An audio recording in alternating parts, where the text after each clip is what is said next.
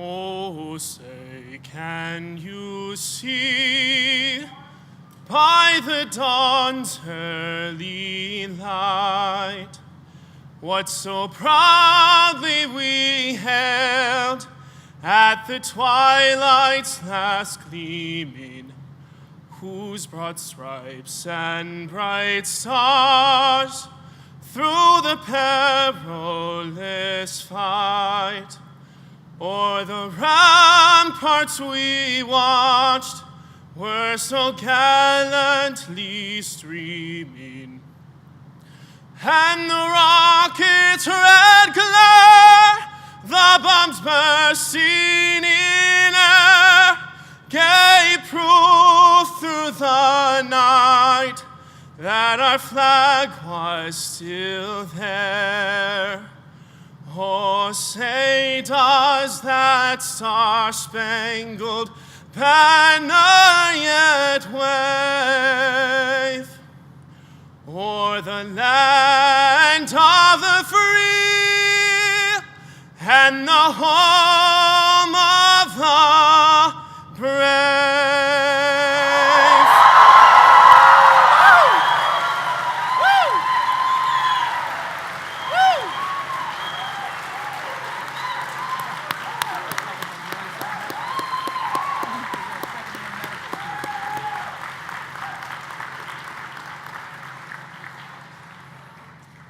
Please be seated.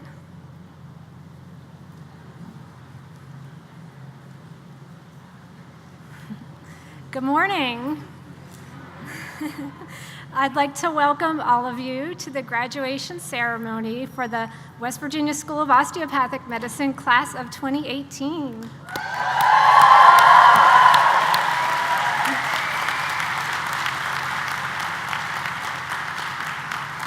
It's my pleasure to introduce the president of WVSOM, Dr. Michael Edelman.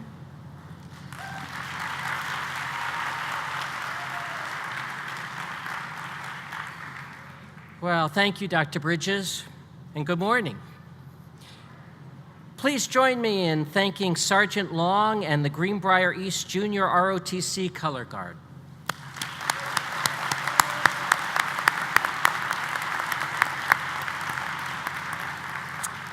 And also, I want to thank Dallas Marsh for singing the national anthem for us today. Wasn't he amazing? It was amazing.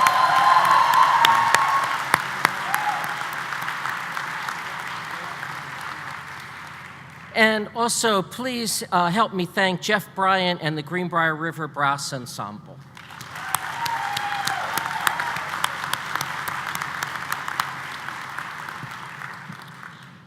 Good morning, distinguished guests, students, members of the faculty, administrative staff, employees, members of the graduating class of 2018, family, and friends. Welcome to the West Virginia School of Osteopathic Medicine's 41st commencement ceremony. This morning, I'm pleased and honored to be joined on the platform by many distinguished guests. I would like to take a moment at this time to recognize a few individuals, and I ask that you please hold your applause until I've finished. Joining me on the platform today are Robert Holstein, DO, Vice Chair of the Board of Governors for WVSOM. Our keynote speaker, Governor James Justice. Robert Alexo, DO, President of the WVSOM Alumni Association. Art Rubin, DO, President of the West Virginia Osteopathic Medical Association. Craig Boisford, DO, Vice President for Academic Affairs and Dean.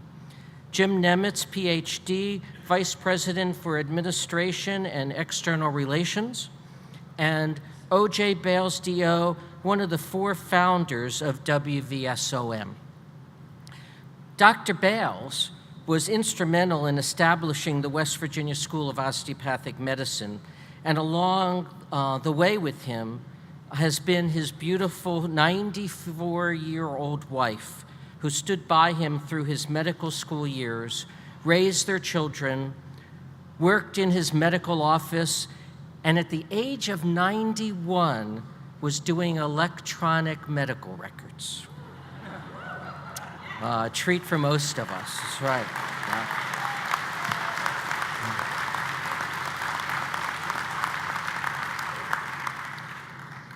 Through Dr. Bales, we've come to know Gene Bales as a terrific manager, a decision maker, and always a good person with a nice, kind, sweet, and gentle disposition, much like Dr. Bales himself.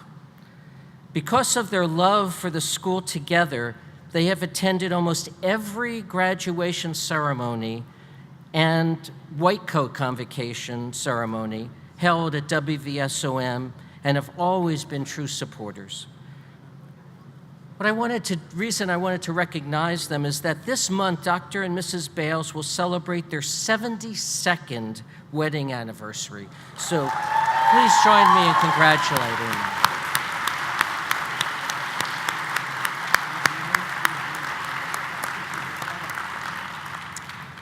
I would also like to recognize several individuals who are friends and supporters of WVSOM and who are in our audience today. Again, please hold your applause.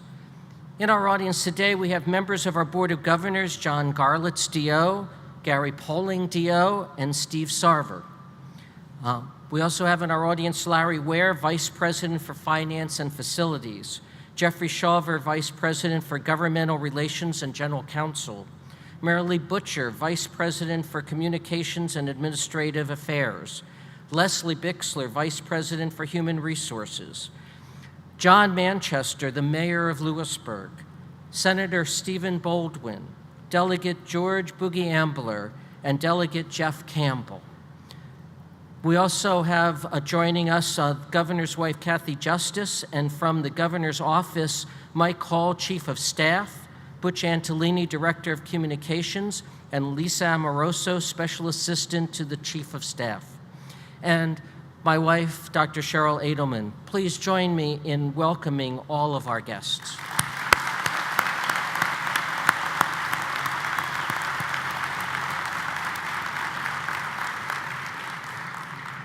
Graduates, it's my pleasure to welcome you on this very special day.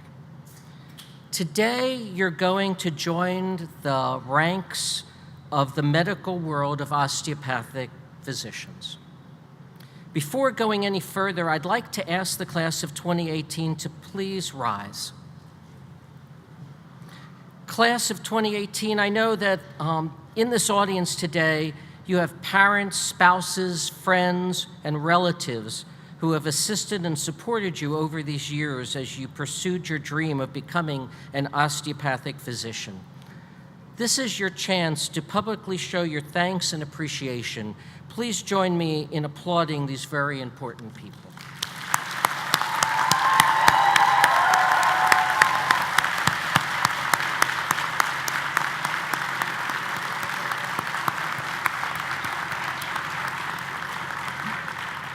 Thank you. You may be seated. You are about to become graduates of one of the finest medical schools in this country. WVSOM has a reputation as a leader in graduating physicians of the highest caliber. Our school has been nationally ranked by U.S. News and World Report as one of the best medical schools for 20 consecutive years. Yes, thank you. That is true. In addition, academic medicine ranked WVSOM as the #1 school in the United States for producing physicians who practice in rural areas. I am extremely proud of this school and of what you and those who have come before you have accomplished. You too should be proud of your individual accomplishments and the accomplishments of your class. Quality, excellence, commitment, and caring. That's what makes an excellent osteopathic physician. And we expect no less from you. You will have patients' lives in your hands. That's an awesome responsibility, and I know that you're well prepared for that. I'm confident that you will continue to represent yourselves and the school with the same level of enthusiasm, service, and professionalism that you have demonstrated over these past 4 years. You now embark upon a new chapter in your life as you enter your residency programs. I wish you all of the best. Good luck and congratulations, class of 2018. I'm very proud of you.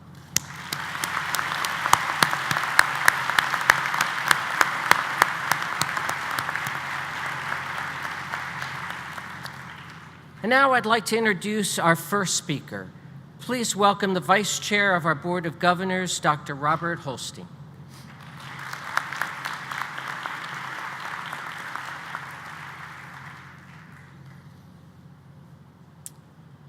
You have looked into their eyes as they have trusted you to examine them with purity of intent.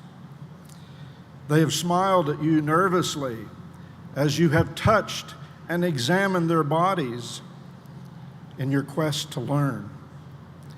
They have trusted you with a vulnerability which they usually reserve only for those who they love with true intimacy.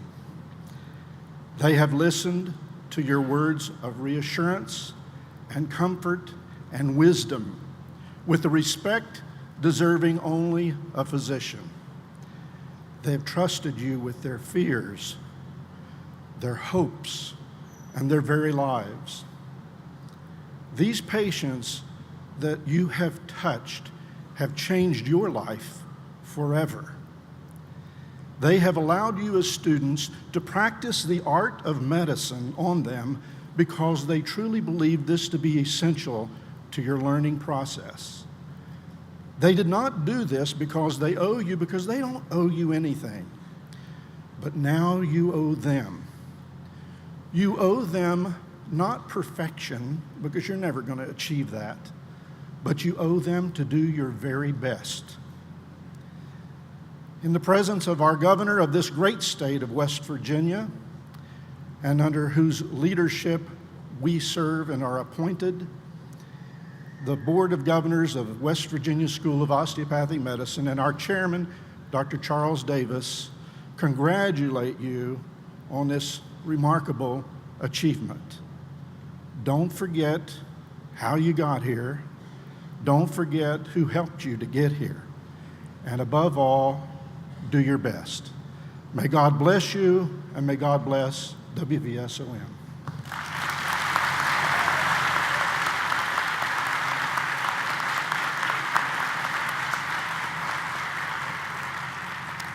Thank you, Dr. Holstein. Now please welcome the president of the WVSOM Alumni Association, Dr. Rob Elixir.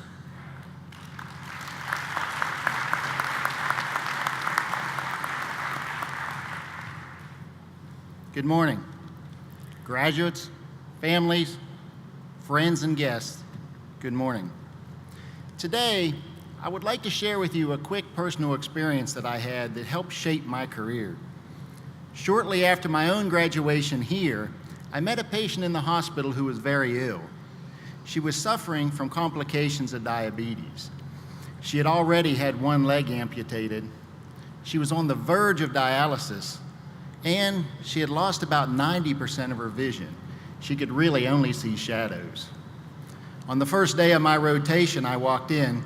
Hearing me coming, she said, "Who are you?" I quickly answered, "I'm Dr. Alexo. I'm your doctor."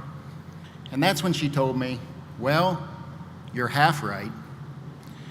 Now, this was early on in my career, and I really had a lot to learn, but I thought I knew who I was. Then she proceeded to tell me, "Although I'm sure you worked very hard at it, a doctor is your title. A doctor is what you are. Who you are goes much deeper. Who you are becomes a passion that you strive to complete the rest of your life. This passion changes the way you think and changes the way you act. You will find yourself taking interest in others, oftentimes perfect strangers, and truly caring if they get better. Some problems will keep you up all night, and they won't even be your own problems. As often, you'll find yourself putting other people's needs ahead of your own. And you will find yourself constantly looking for ways to comfort your patients.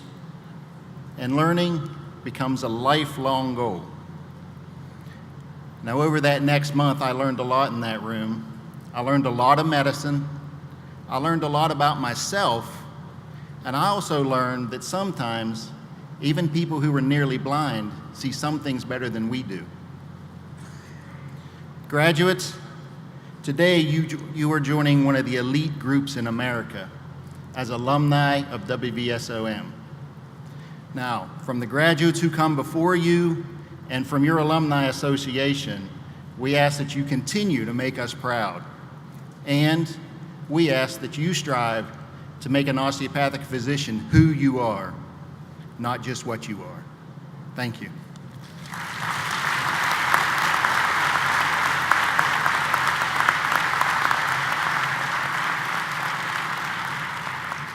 Thank you, Dr. Alexo. Our next speaker is the president of the West Virginia Osteopathic Medical Association. Ladies and gentlemen, please welcome Dr. Art Rubin.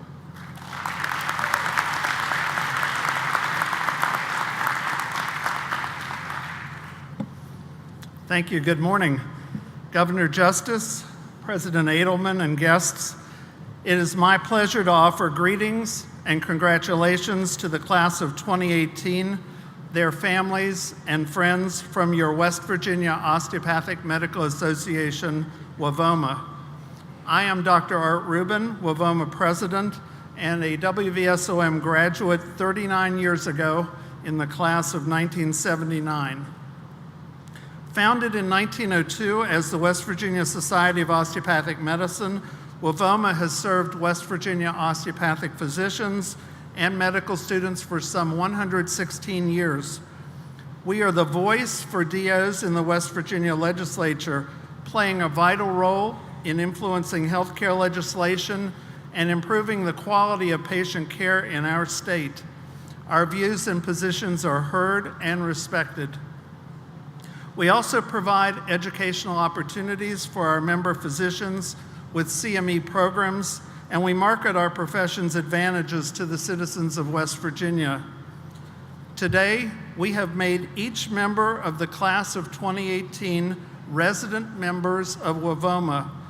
Whether you are staying in West Virginia or heading out of state to complete your training, make no mistake about it, WVSOM and the DOs in West Virginia are your family. Wherever your career takes you, maintaining your WVSOM membership keeps our profession strong, our voices heard, and helps us to keep the light on the front porch when you need your special family. WVSOM also would like to give a special recognition to Dr. Edelman today. His hard work and innovations at WVSOM have strengthened the medical education that our students are receiving at this time. He has been a supporter of WVSOM at the state and national level, and we thank him today for his service to our organization, along with that of his wife, Dr. Cheryl Edelman. Graduates, please accept my congratulations today on the milestone you have achieved. I'm pleased to welcome each of you today as fellow alumni and colleagues. Thank you very much.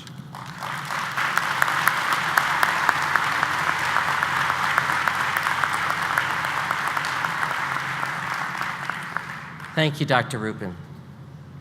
And now to help me introduce our keynote speaker, I would like to ask Mr. Steve Sarver to join me at the platform. Mr. Sarver is one of our board members, and his son is in the graduating class. Mr. Sarver.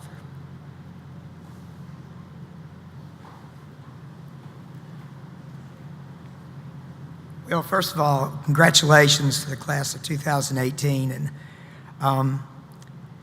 I've spoken occasionally on behalf of the governor, but never in as prestigious setting as this. So my wife told me this morning that I had to keep it solemn and I had to keep it like low key, and so we'll see. But anyway, you all have a really, really bright future. And however, all of us have gone to church before and listened to the minister. We've gone to banquets and listened to the speaker, or we've half listened, or we've daydreamed about winning the lottery. We haven't listened at all. Today, one of our neighbors has agreed to drop in and speak to us for a little bit. You should really listen today. He's known by many different names, facetiously as Little Jimmy, respectfully as Big Daddy, fearfully as Coach Justice, and honorably as the governor of the best state in the union. Despite his affection for fried chicken and chocolate chip cookies, which are not really a part of the preventive diet, he really, really is an unusual and unique person. I could go on for like a long time, but this is not about me. It's his speech about all the good deeds he's done that no one knows about. He is probably, even though he would say he is, he's probably no smarter than you graduates. You are the brightest of the bright. And he would tell you all day long his IQ is higher than yours. And I would tell you I'm not so sure. However, what he has done over the years, not his acquisitions or his positions or all that he's accomplished, what he's done over the years is he has in my opinion, and I've known him for a long time, grown in wisdom and goodness. And what marks him more than anything else, more than his accomplishments, more than his acquisitions, is how he's gone about it. And at the end of the day, his goodness and his wisdom. So if you all can get to the end of the day with your successful medical practices, and if you can reach a place where you not only have served your patients like he serves his employees, but if you have served your community, and if you have grown in wisdom and goodness, then your IQ will be as high as his. So I just want to let you know that a guy has come to talk to you today that is really, really a good guy.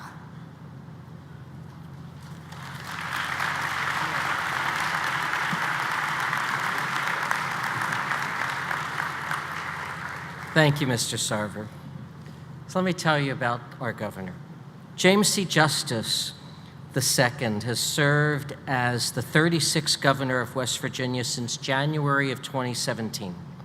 Governor Justice began his career in the family business in 1974 and started Justice Family Farms in 1977 due to the interest that he had in nature and the outdoors. In the early 1990s, he became the president and CEO of Bluestone Industries and Bluestone Coal. During the following 15 years, he launched a massive expansion of multiple businesses. Governor Justice became the owner of the Greenbrier Resort in White Sulphur Springs, West Virginia, in 2009, bringing in high-profile events such as the PGA Tour, training camps for the NFL and NBA, and other conferences. For years, he has continued the Justice family tradition of being a major supporter of youth programs. He's been president of the Beckley Little League since 1992 and has coached basketball teams of all ages for 36 years. He currently, while he is governor, he is currently the head girls basketball coach at Greenbrier East High School right here in Lewisburg. Governor Justice has been recognized throughout the years for his commitment to local communities and has been the recipient of numerous community service awards, being named as Distinguished West Virginian by Governor, now Senator, Joe Manchin, and West Virginian of the Year 3 times by West Virginia newspapers. Governor Justice and his wife Kathy live in Lewisburg and have 2 children, James C. Justice III and Jill Justice, D.O. The governor and his wife recently welcomed their first grandchild, Justice Charles Long. Please join me in welcoming our keynote speaker, the great governor of West Virginia, Jim Justice.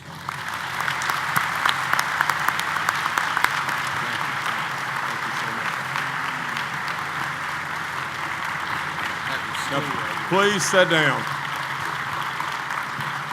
Sit, please, please.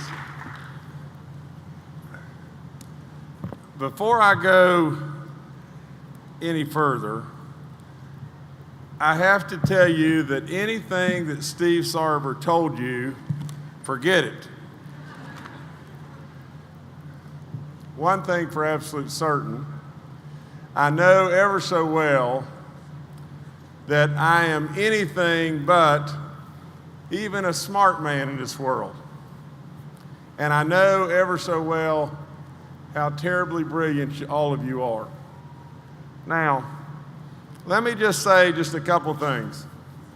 The young man that sang here earlier, our wonderful anthem, just think about this just a second. They say, it was said he is a second-year student. And I don't know where you are, but you may never, ever graduate from here. Because you sing so well, they may make it to where you just are here for a long, long, long time.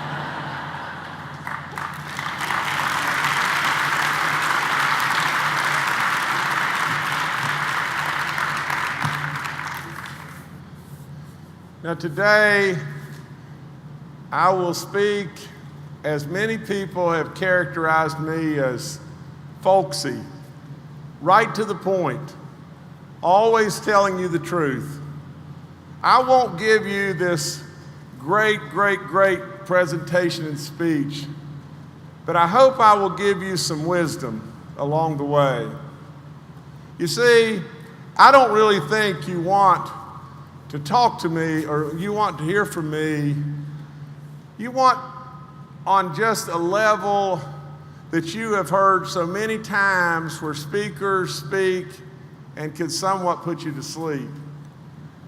Now, you see, I'm wearing the tassel on this side because I understand that I'm going to be receiving a degree here that's unbelievable. And it's unbelievable because of just this, a doctorate, a doctor. You know, I've been many places, and I've got to tell you this story because it's true as it can be. I was in this particular place and I was introduced as, a long time ago, I was a captain. Then I became a coach. Then I became a dad, a husband, a president, a CEO, a governor. And up in the gallery or the audience stood a man and he said, "Sir, you know what all those degrees mean to me? They remind me of a pig with a curly tail. The only thing that I really recognize in those degrees is a doctor." So just think.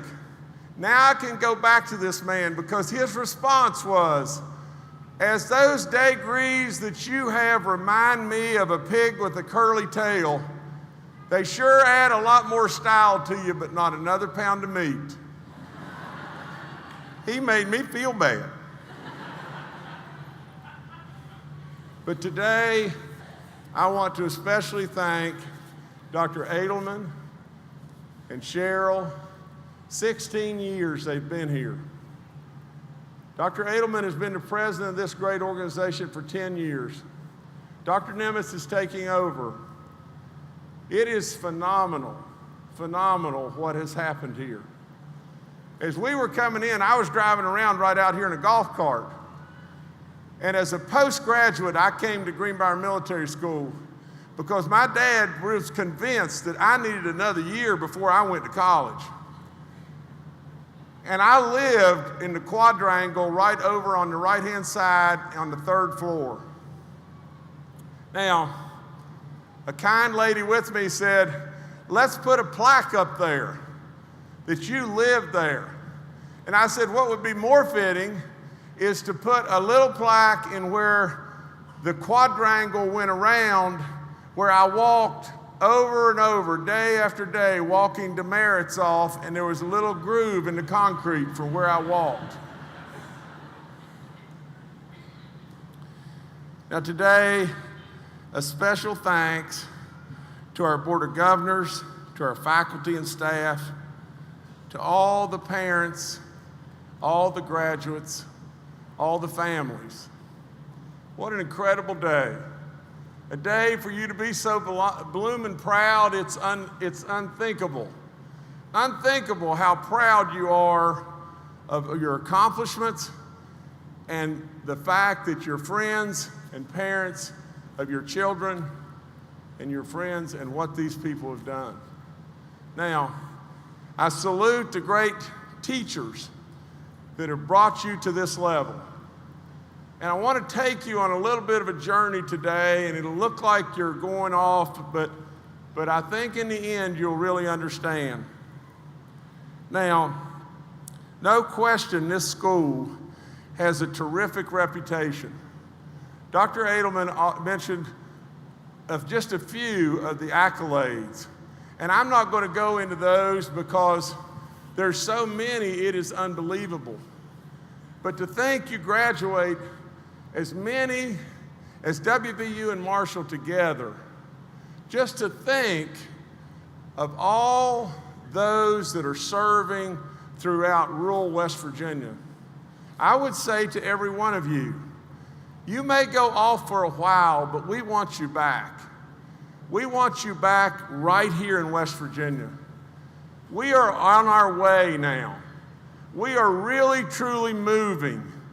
And this state, with all this incredible beauty and all these wonderful people, now is going to provide you opportunities. And so you may be allowed to go off for a little while to achieve additional training, but you've got to come back. And I'm taking names. Now, let me tell you this. Our beautiful daughter, Jill, is one of you. She just had our first grandchild. And now, I don't know how that kid will make it, because he will be so bloomin' spoiled, it's unbelievable. And he likes sweet potatoes. And he's 5 months old now. And I had him in my arms just the other day, and I had a chocolate chip cookie. And I put the cookie up to his mouth, and he started, I couldn't get him away from it. And he was dying to have that chocolate chip cookie. And so, you know, he may grow to do what I did. You know, one time, I, believe it or not, was really skinny. I was.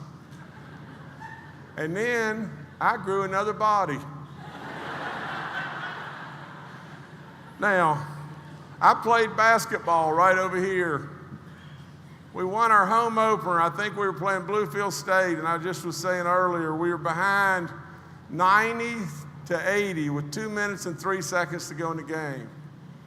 I made a shot from half court as the buzzer went off at halftime of that game. And our point guard fouled out of that game. We ended up winning that game 93-90. The cadets, who were almost kept in captivity here, they were at the game and they were completely crazy. There is so many things about this place in time, and you, that is so incredibly special. Now, there's a couple of kids here, there's probably more than this that I should know, but Breanne Poland and Chad Brady are here somewhere. And I really, and especially Breanne, I can remember when you were like this big, and now I can remember when I was like this big too. But I congratulate all of you in every way. Now, I would tell you that this life is now going to take you on a journey. And I'm going to tell you just a little bit about that journey.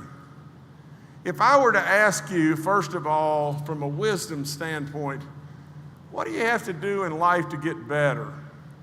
What do you got to do to get better?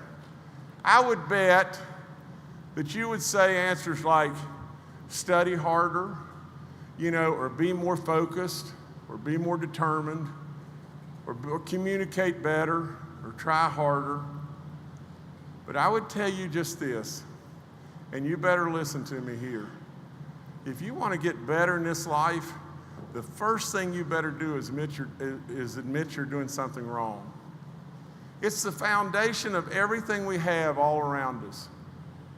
If you're an alcoholic, what do? You don't say, I'm going to practice harder. That ain't going to work. You have to stand up in front of everyone and say, I'm screwing up. When you're saved at the church, what do? Same thing. We oftentimes forget that, and many of us can't do that. I can. I've made a lot of mistakes, but I'll never not tell you anything but the truth. Now, I believe this with all my soul too. How do you make a friend? You tell a secret, you ask a favor, and you make a confession. Think about it. It's ever, ever so true. Now, Let me just tell you this too, and I only am speaking this to the men or the young men that are here in this graduating class. You will hear throughout all your lives, behind every great man is an even greater woman. Don't buy into that. I'm telling you, if something happens to me, investigate Kathy. Because she's trying to get me. Now, I also believe strongly this, that the good Lord gave you the ability to smile and to laugh. And this journey is going to be tough. You may think that it's been tough to achieve where you are right now. You may think it was stressful. You have no clue what you're in store for. This life is going to be tough. That's the way it's supposed to be. Now, it's going to be stressful. It's going to have great, great, great rewards, but it's going to be tough. Smile every opportunity you can and laugh every opportunity you can. Now, I would tell you, for anyone in this crowd that thinks being Jim Justice is easy, you're crazy. You're completely crazy. I would tell you that no matter what I've done with all my heart, with a real passion, a real dedication. But I can tell you, it's tough being Jim Justice. And it will be tough being who you are. Now, let me just keep going and say you just this and kind of try to tie this whole thing together. I ran for governor. The reason I ran, did Jim Justice need to be governor for Jim Justice? No way. No way.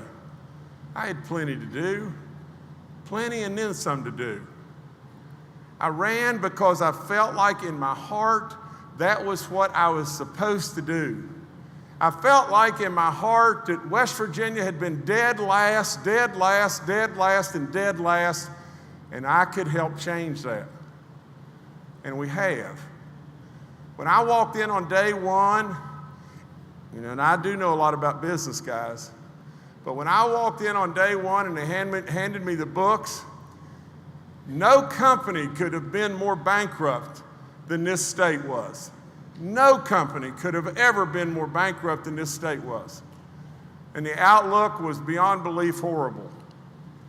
We took the reddest numbers of all time and turned them black in a very, very quick period of time. We changed the footprint of education and put it as our centerpiece right off the get-go. Not only did we do that, we announced the road bond referendum, and now there's orange cones all over Kingdom Come. Now, in addition to that, the O School could have possibly been threatened to become privatized, and I stepped in the way. And not only that, we had redundancy in the education and the arts. But I said, the only way that I'll let that department go is that we grow the arts. And we've done it. And this is what I'm saying to you. In all of that, which has been a miracle beyond belief, many don't know it. Many only know the sound bites of the garbage that some way reported sometimes in the newspapers and the news. Sometimes stones are cast over and over. We have a story to tell that is unbelievable, but yet the stones hurt, and they hurt a lot. And you may say, well, where does he draw his strength? And I personally draw my strength from God above. Now, I would tell you just this. People, person after person after person comes to me and say, I couldn't do it. I couldn't possibly stand to do what you're doing. Not just the governorship, the business, on and on. I couldn't do it. There's no way I could do it. And you know what? They're right. They couldn't do it. I was selected to do it. And I would tell you, every last one of you, I was selected as Jim Justice for a reason. Every single last one of you are selected, chosen for a reason. You can do it. You can endure it. Many can't. You have already proven you can. Think about this, and I'm going to speak at 100,000 feet. Again, Jim, where do you draw your strength? Where are you going to draw your strength? Where are you going to draw your strength when you've given all you can give? When you've been up 48 straight hours and you're concerned and you're giving every single ounce of your brain power and all you have. And oftentimes it's ignored. And oftentimes stones are thrown. How are you going to manage that? How are you going to do that?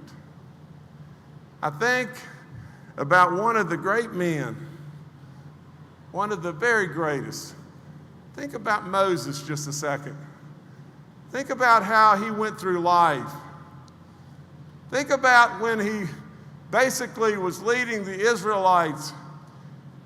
How was their attitude on many days when this man was providing through God for all their needs? It wasn't very good. But yet, he was chosen to do it. Now, I believe with all in me, you, graduates, have been prepared by these great people and this great institution. But you are here. You are here for a reason. And I would say now, go on your ways in life. You better end up back in West Virginia. But go on your ways in life and do greatness. In your own way, in your own ways, do greatness. Now, I'll leave you with just one last thing, and that is just this. This is an honor for me beyond belief. This is an honor to speak to you as a governor, as your friend, as someone that truly loves you, and someone that respects your accomplishments beyond belief. You are absolutely the elite of the elite, the smartest of the smartest. You have an insight that's unbelievable, and you have grit. You will be asked many times or told many times. People will come up to you and say, how do you do it? Or I could never do what you do. I couldn't do it. I couldn't possibly deliver how you have delivered, and then be ridiculed or a stone be thrown. Just remember just this. You have something that is really special. And I thank you for it and wish you the greatest, greatest happiness. The rewards will be very many. The stress will be tough, but you'll make that battle a win. So again, I congratulate you and God bless you, and I thank you so much for allowing me to be here.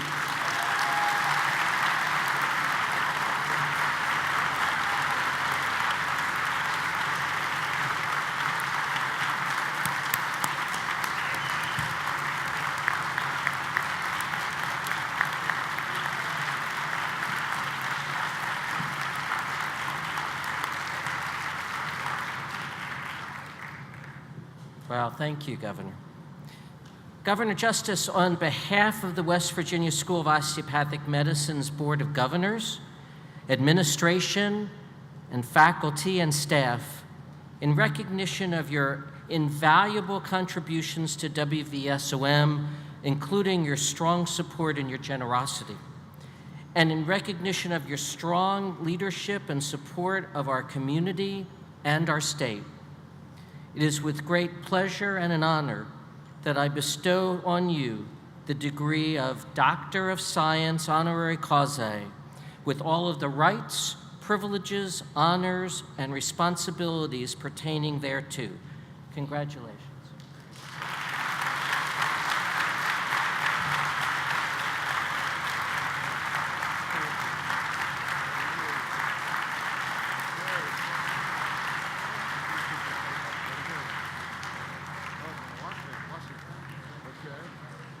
Okay, so, see, I got my degree before you got it.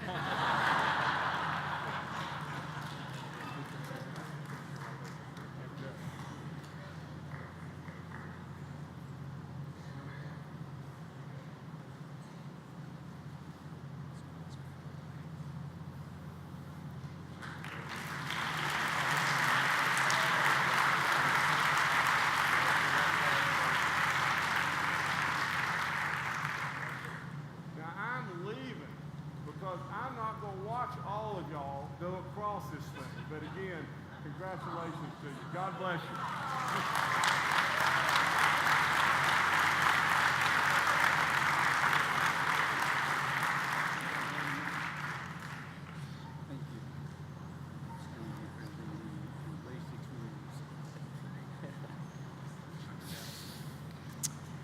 Okay,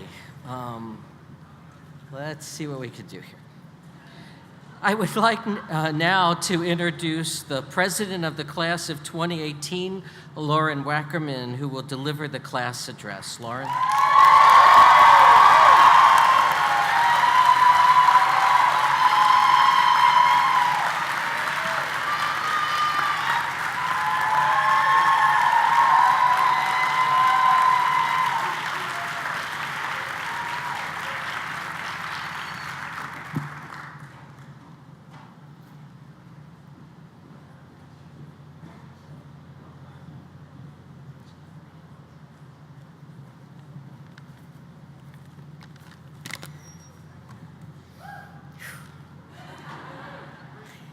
Good morning, parents, families, professors, faculty, staff, and the reason why you're sitting in this giant tent for the next 3 hours, the class of 2018.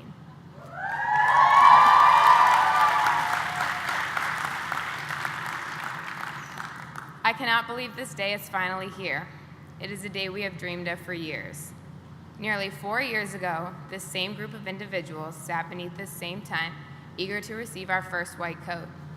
At that time, many of you were frantically studying flashcards for our upcoming anatomy practical. It is nice to see you much more relaxed today. It takes an extremely unique person to accomplish the task we are acknowledging today. Each one of you elected to give up your golden years, the times that many people our age are developing their professional careers, building homes and families, and traveling the world. You gave up this precious time in your life to study and prepare to help people you haven't even met yet.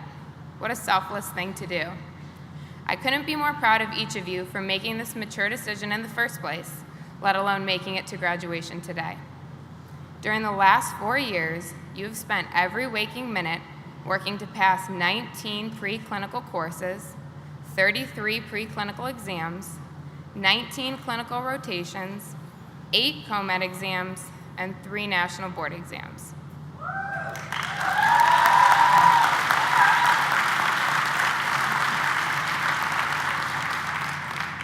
You dedicated all of your spare time to dissecting 1,100 structures in the gross anatomy lab, to practicing 170 different osteopathic techniques, and to interacting with 47 different standardized patients in the Clinical Skills Center. That's impressive.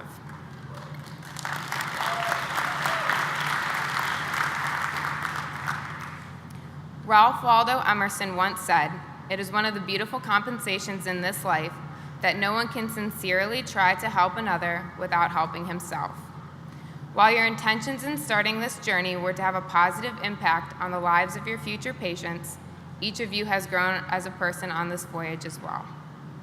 When comparing our first class picture taken during orientation week to the picture we took a few days ago, I see a change in our class. Sometime in the past 4 years, we matured from scared, young student doctors pulling all-nighters to ensure we got the perfect seat in the first-year lecture hall, to sympathetic, confident physicians eager to walk across the stage today. I remember our first days at WVSOM. The thing that impressed me most about this class right off the bat was the diversity amongst us. There were students who had just turned 21, to students in their 40s starting their second or third career. There were students hailing from all over the state of West Virginia, and students relocating from California, Texas, New York, Florida, and even Alaska. There were students who had children, students who were expecting children, and students who still acted like children. There were students coming straight from undergrad and students who had multiple master's degrees under their belt. I had never imagined there would be so many unparalleled individuals from such different backgrounds in one medical school class, let alone in rural West Virginia. We all moved away from our families and gave up everything we knew for this one opportunity, and I'm still amazed at how much these strangers bent over backward to help one another. From that day on, despite our different upbringings, our class functioned as one cohesive unit. We shared the same goal, and we worked together to achieve it. From sharing study guides and cadaver dissections before exams, to reminding each other of upcoming deadlines and post-exam celebrations, our class tackled the rigors of medical school together. Now, don't let me stand up here and make it sound like all rainbows and butterflies. We definitely had times that we struggled. We had our fair share of challenges that felt like they would never end, but we recognized that we shared the same hardships, and we worked together to ensure that as many of our classmates as possible would make it to this day. Now, I haven't been in many medical school classes myself, but that doesn't seem normal. Most medical school classes are supposed to be competitive, right? Not us, not this class. And it is because we endured the trenches together, we are leaving WVSOM today not only with a diploma, but with a plethora of lifelong friendships. We matched as a class, and we are graduating as a class. That is to be expected. But the relationships we have fostered along the way are extraordinary. Many of my colleagues have met their best friends here at WVSOM. I've seen them in each other's wedding parties and throwing bachelorette parties and baby showers for each other. Many of my colleagues have spent their last days of medical school traveling the world together, crossing items off their bucket list. Some of my colleagues have met the men and women they will spend the rest of their lives with on this campus, myself included. Thank you to the tech building printers for always being jammed. We started this wild and wonderful journey as a group of diverse strangers, and today we are crossing the finish line as a family. Now you may be thinking, friends become families, warm fuzzies, this is nice and all, but what exactly is it about this class that's going to make them an incredible batch of physicians? Well, there are actually a million reasons and more, but to allow the ceremony to end before dusk, I will narrow it down to just a few. The class of 2018 is humble. They are selfless, they are giving, and they do it with or without recognition. They work together to take extra notes and create study guides for those missing class to be at home when they've lost a loved one. They have helped tutor each other and those in the class below them without compensation. They have helped one another overcome failure, illness, and loss. They are leaving this campus today as stronger people because of one another. The class of 2018 is passionate. They have brought attentions to issues that have been overlooked in the past, and they've worked hard to make this campus a better place than it was when they arrived. They have improved their curriculum and the mental health resources available to students. They have found time to volunteer countless hours for numerous causes throughout the past 4 years, as if their coursework wasn't time-consuming enough. The class of 2018 is relentless and resilient. The going was tough, but they are tougher. Many of these incredible individuals were told to give up on their dreams of becoming a physician. They were told they weren't smart enough or they didn't work hard enough. And look at them here today. Aren't we glad they didn't give up? They say rough seas make better sailors, and if that's true, then my goodness, my class could have kept the Titanic afloat.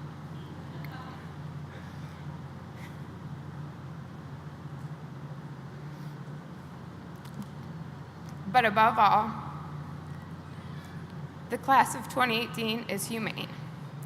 This attribute may be easy to forget over time based on the demands of our profession, but when you notice yourself losing your empathy, I want each of you to remember our classmate, Austin Lutz.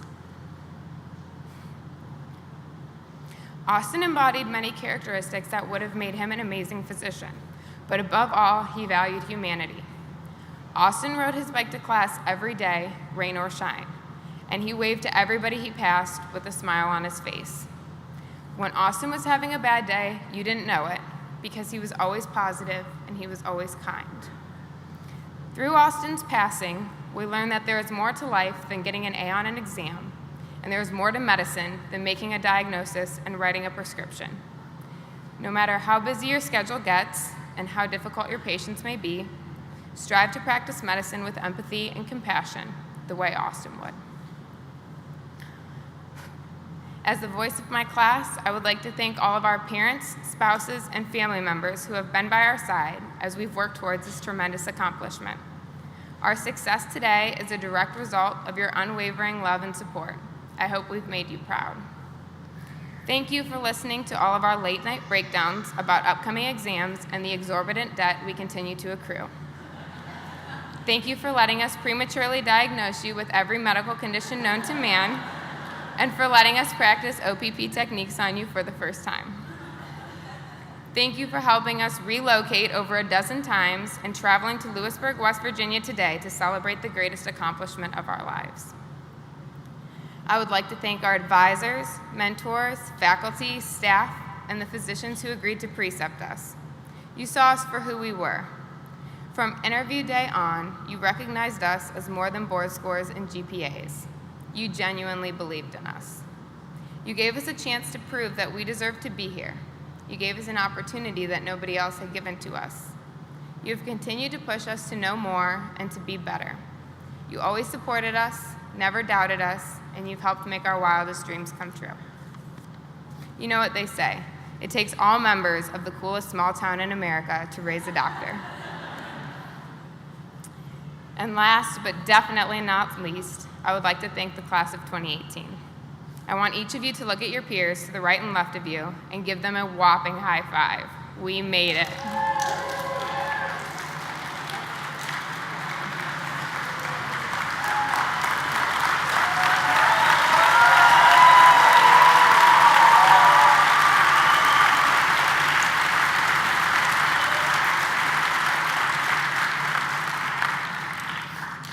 I'd like to congratulate all of you and encourage you to congratulate each other. You all deserve it. Coming to medical school, I was expecting to endure the most miserable 4 years of my life, but you all have made it anything but that. We came together from different walks of life and spent 4 insanely busy years together, but man, did we make them fun. As we prepare to go our separate ways again, I want you to know that watching each of you succeed has been such an inspiration to me. Each of you possesses a special gift, a special talent that is yours and only yours. Your mind is the only one that thinks the thoughts you think in the perspective that you think them. You are the only you there will ever be, and there are hundreds of residency programs that are thankful for this, and thousands of patients that will be lucky to have you taking care of them. Thank you so much for trusting in me as your class president. It has been an honor to be a part of your continued success and to be able to represent you over the last 2 years. While this may have been the most significant chapter in your life thus far, it is but one chapter. I hope each of your careers offer you endless opportunities to practice medicine in a variety of capacities and to share the knowledge you have learned here on this campus. Continue to treat your patients with the love and compassion you have shown each other over the past 4 years, and you will all be stellar physicians. You are the author of your life. While today may be the end of one chapter, it is only the beginning of the rest of your career. Congratulations, class of 2018. We did it.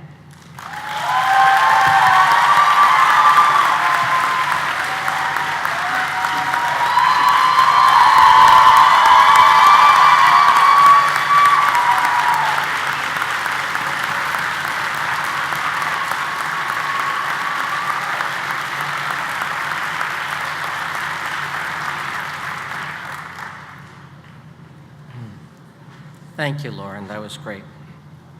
Will the faculty, administrative staff, and WVSOM employees please stand?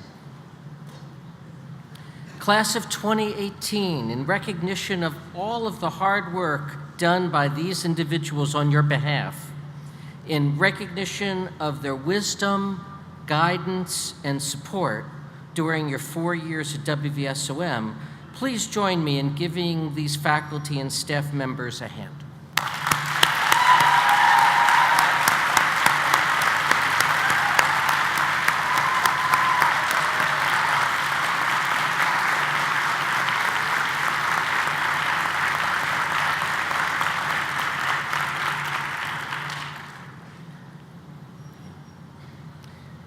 I would also be remiss if I didn't recognize several very important groups of people without whom this morning's ceremony wouldn't be possible. The work and preparation put forth on countless tasks have made this morning's celebration a success. Ladies and gentlemen, please join me in thanking our maintenance and ground crew, our housekeeping staff, media services, communications, the O Cafe, and the individual staff members who put this event together. If you would please stand for those that are here.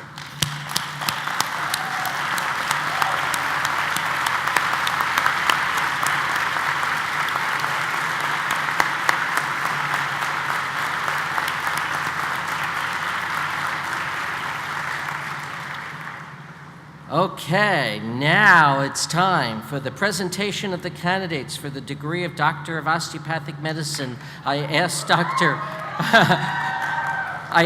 Craig Boisford to join me at the podium. Thank you. Greetings and congratulations to the class of 2018. This is an exciting day for all of you and for your families. It's been many years since I anxiously sat waiting for my name to be called to receive my diploma and become an osteopathic physician. I want you to know that all those hours of studying and the hard work have been worth it, and you're entering into a rewarding profession. I want to extend my congratulations and best wishes to you and to welcome you into the osteopathic profession. I know you will carry yourself well as you begin your postgraduate training and continue to create a wonderful reputation for yourselves as well as WVSOM. And now, will the graduate class please rise?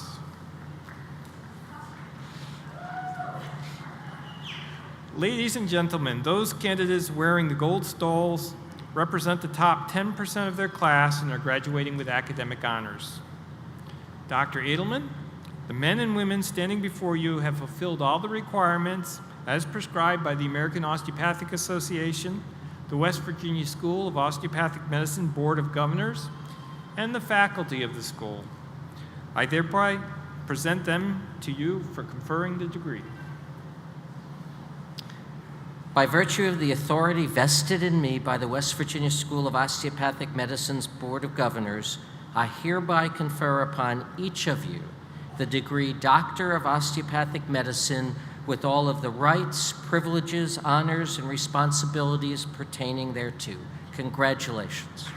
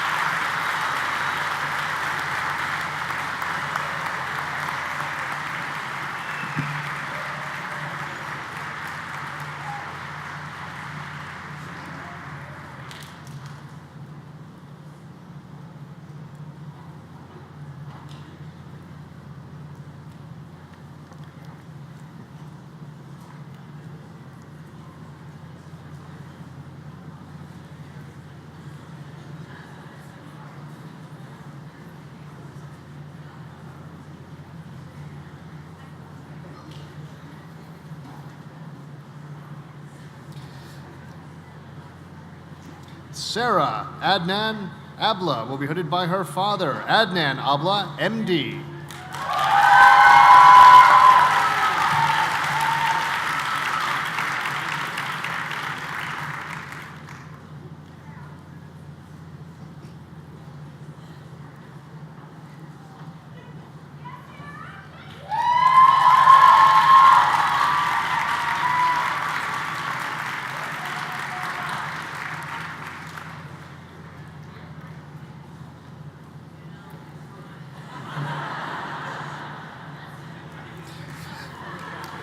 Oh, they do the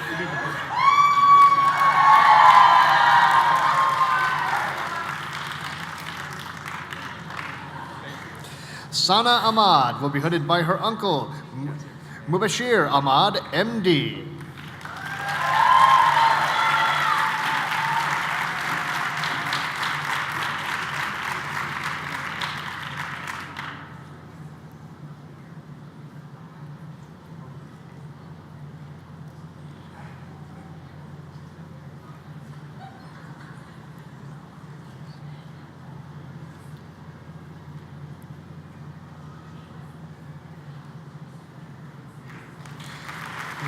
Mohammed Syed Ahmed will be hooded by his wife, Uzma Hotewala, MD.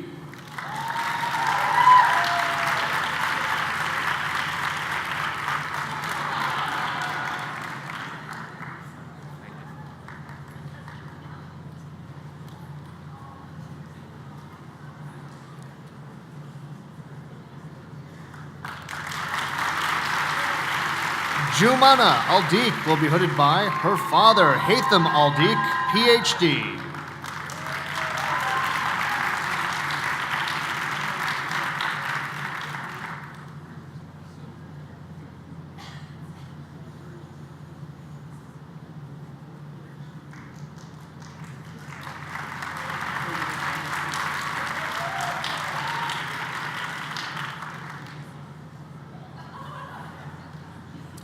Jay Alden will be hooded by Dwight Bundy, DO.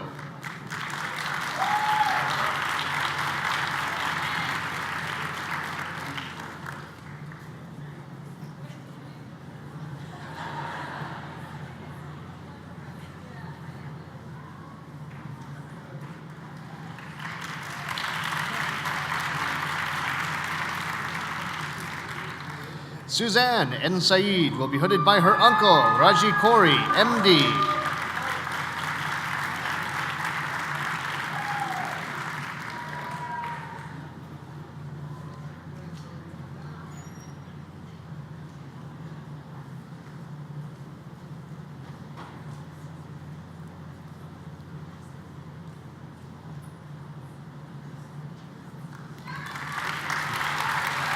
Matthew Antalis will be hooded by his uncle, Alex Antalis, MD.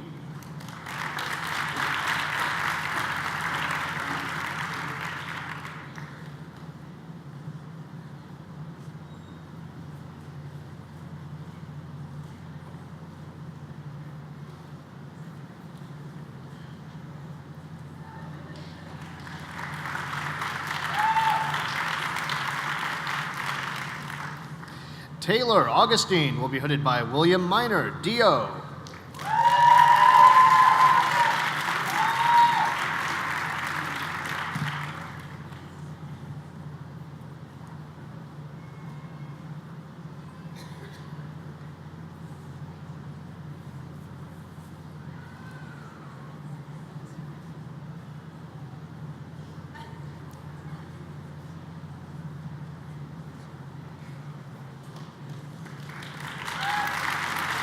Michael Ayub will be hooded by Angie Tu, DO.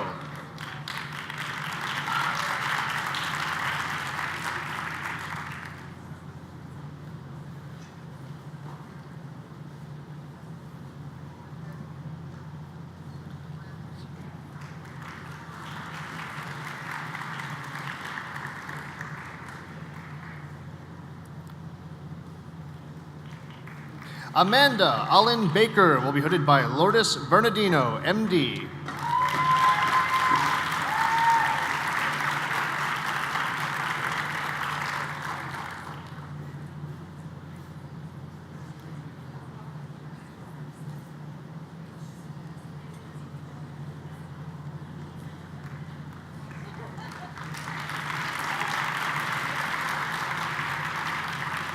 Melissa Band will be hooded by Marla Holler, DO.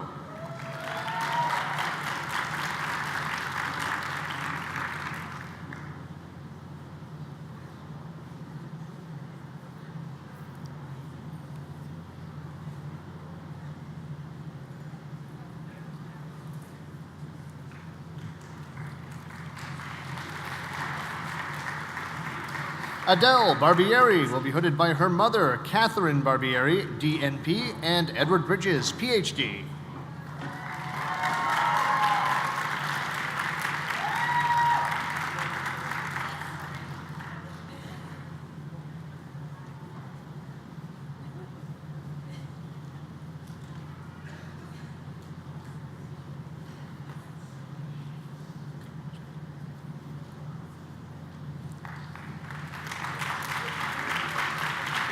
Catherine A. Botts will be hooded by Deborah Schmidt, DO, and PK Krajicek, MD.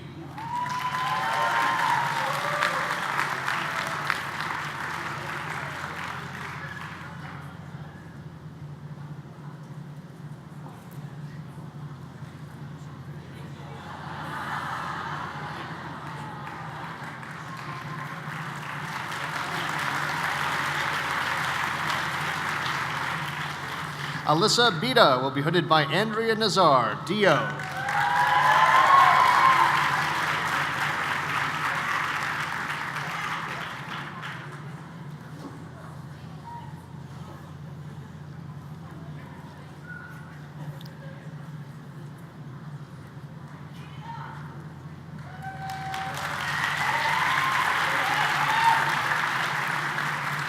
Holly Berg will be hooded by her sister, Kelly Dewey, DO.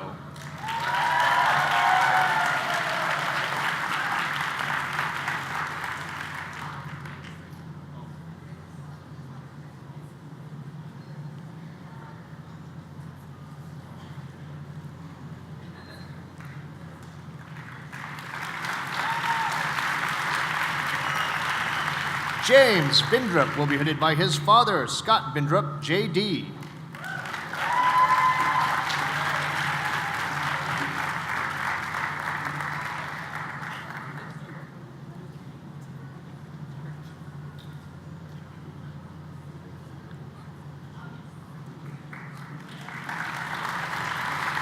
Michael Blahut will be hooded by Deborah Schmidt, DO.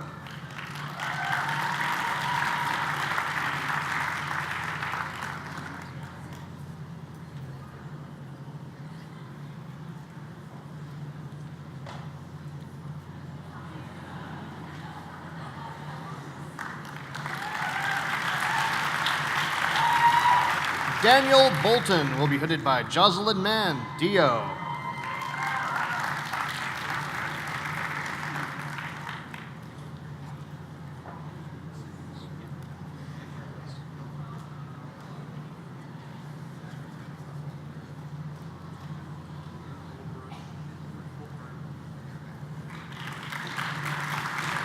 Mina Botros will be hooded by Robert Snuffer, DO, and Craig Boisvert, DO.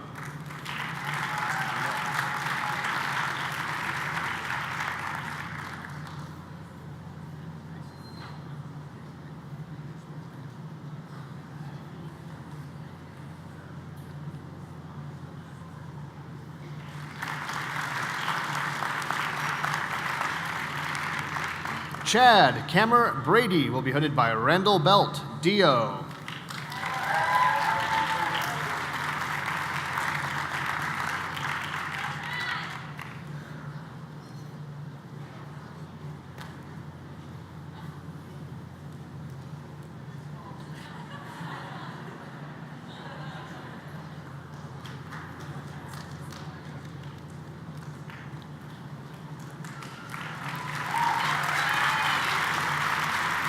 Tara Lynn Brathwaite will be hooded by Pete Palco, DO.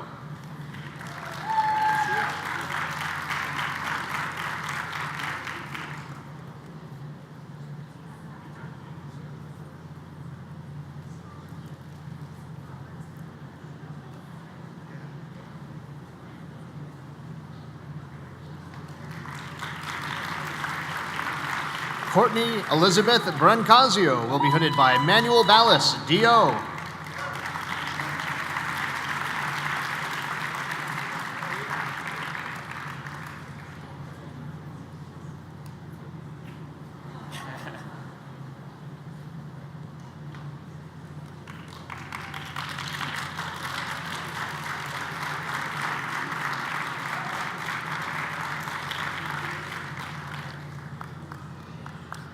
Rebecca Brown will be hooded by Chad Adkins, DO.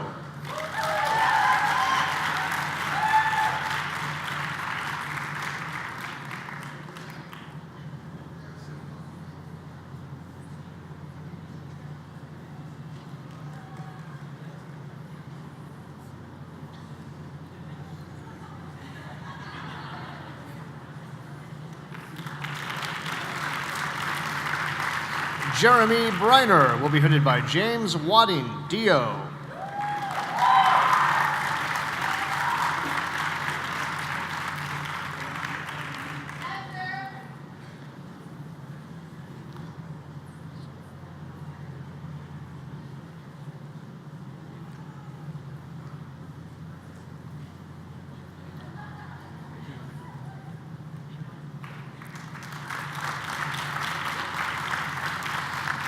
Ryan Brzezicki will be hooded by his uncle, James Brunn, PhD.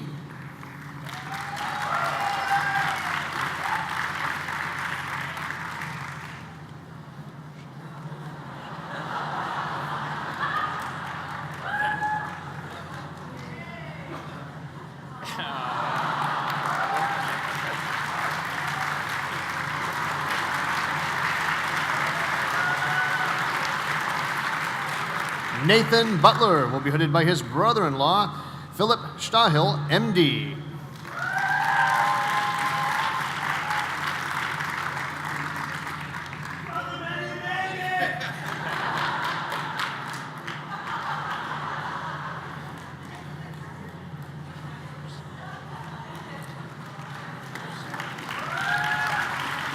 Celia Camardo Russo will be hooded by her cousin, Frank Camardo, JD.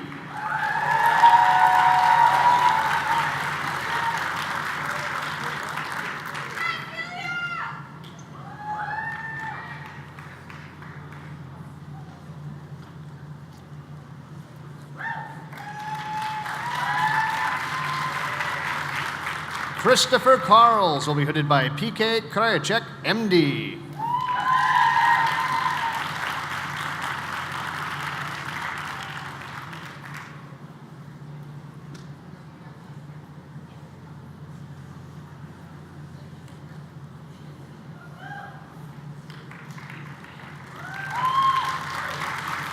Sean Carpenter will be hooded by Dwight Bundy, DO.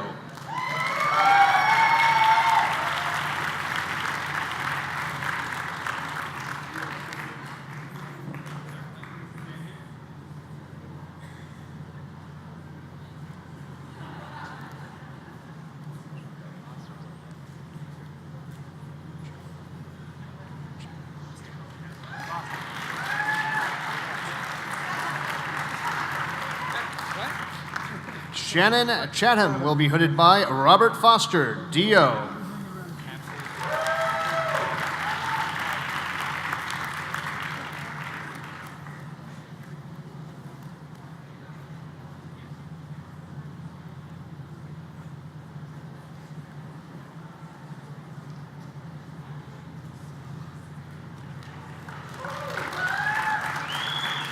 Agape Chen will be hooded by Angela Tu, DO.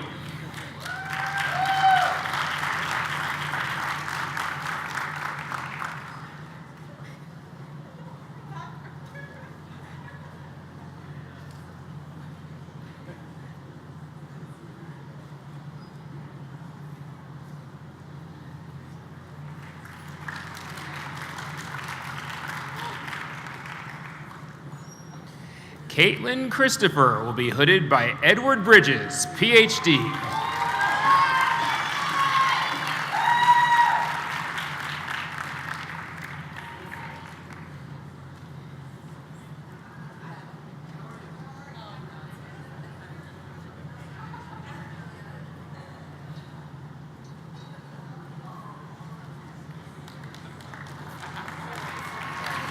Courtney Cotter will be hooded by her uncle, Lawrence Jonas, MD.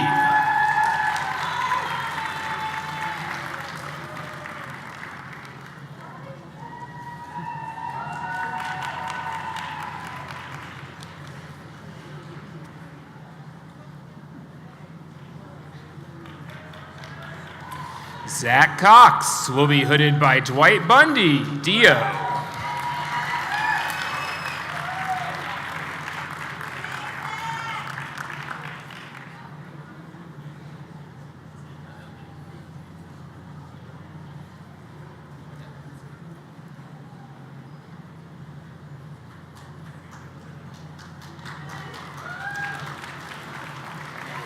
Clarissa Nicole Kalikia will be hooded by James Comarchi, MD.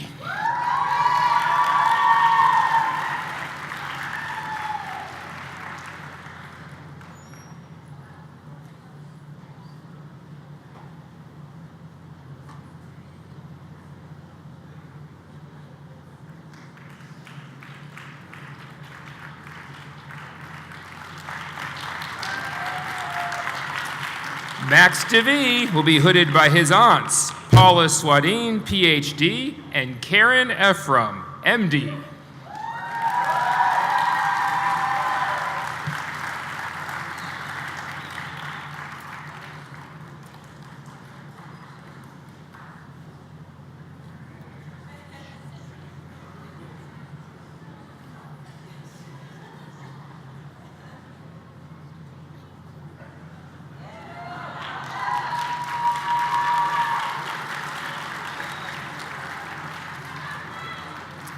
Lydia Anna Davis will be hooded by Luke Pavlicek, MD, and Andrea Izzo, PhD.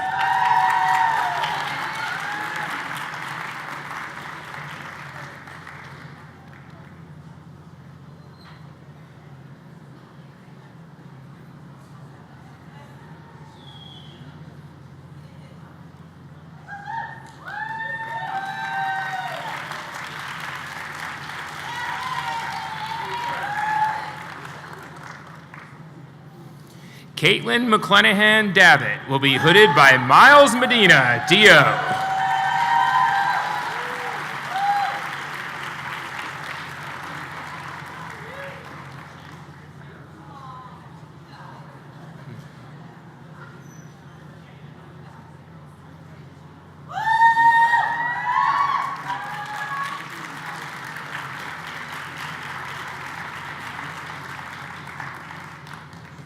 Nicole Decker will be hooded by Laura Reese, Dio.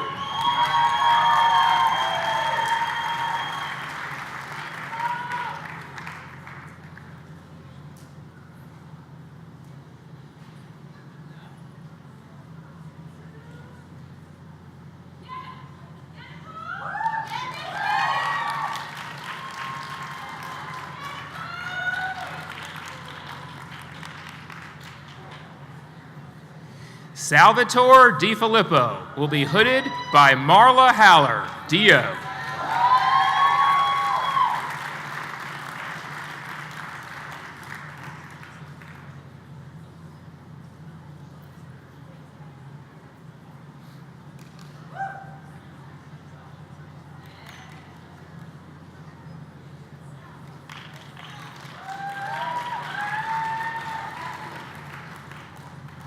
Lauren DeMarco will be hooded by Jocelyn Mann, Dio.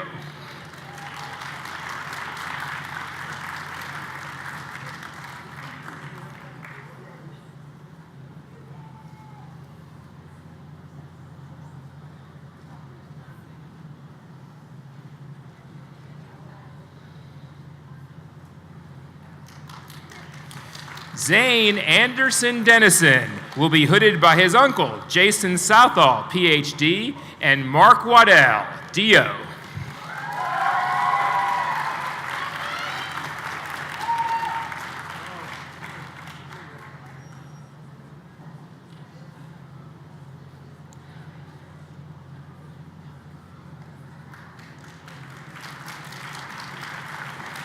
Hassan Ulysses Dimayuga will be hooded by Jimmy Adams, Dio.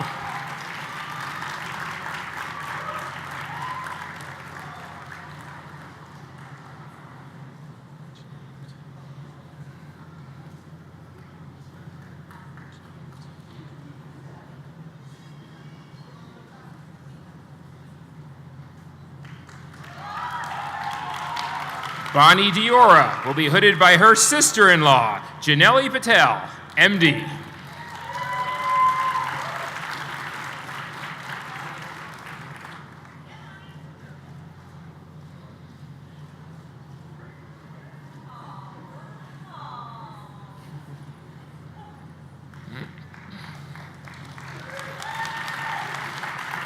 Ariana Christine Dramonis will be hooded by Michael Nicholas, DO, and Manuel Ballas, DO.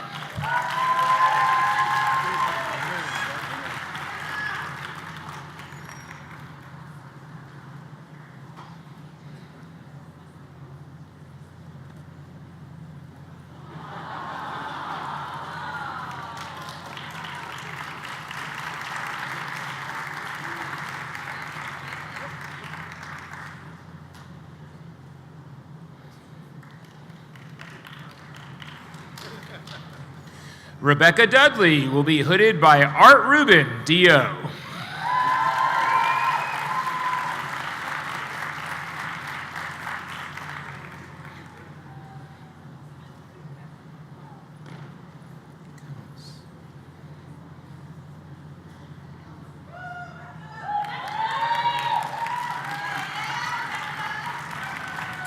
Hannah Sue Economos will be hooded by her mother, Tamala Young, DPT.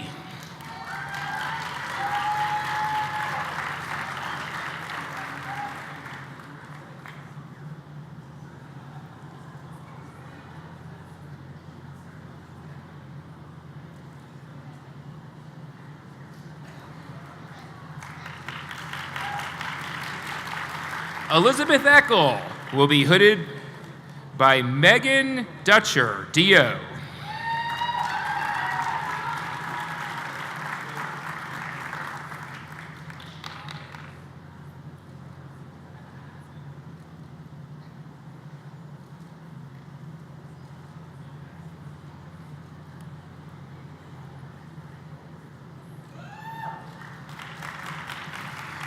Rayon Salam Al-Zain will be hooded by his brother, Zain Al-Zain, MD.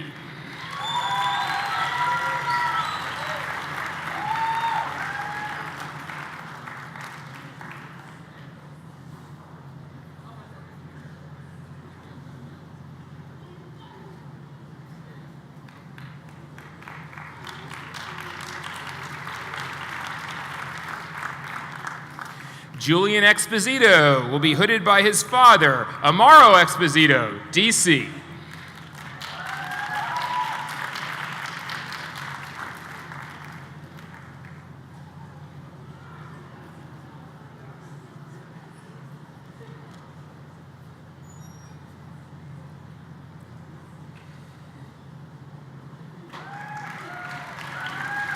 Brian Fela will be hooded by Dwight Bundy, DO.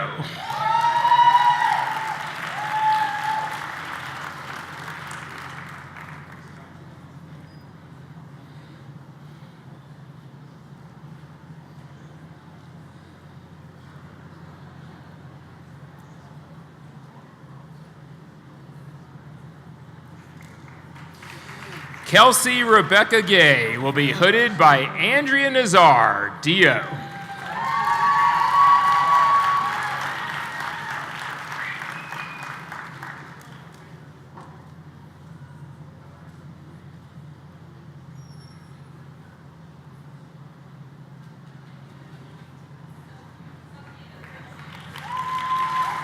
Michael William Gurgle will be hooded by John Johnson, DO.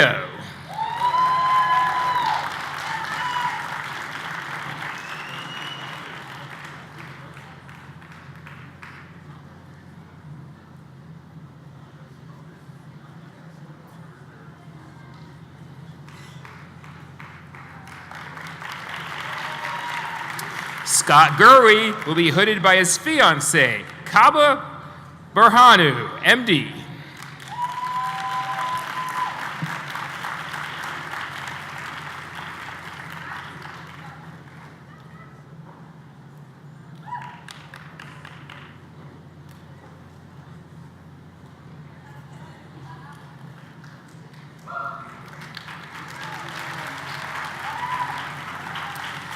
Vidur Praveen Guntawala will be hooded by his cousins, Vaishali Swami, MD, and Sanjay Swami, MD.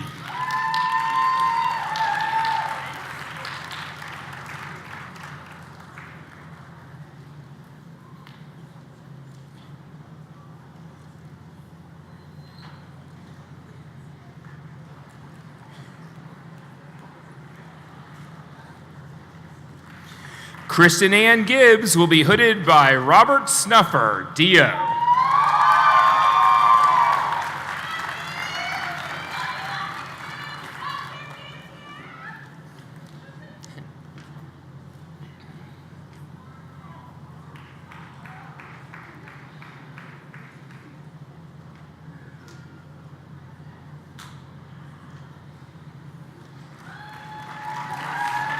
Jennifer Marie Hughes Golden will be hooded by Deborah Schmidt, DO.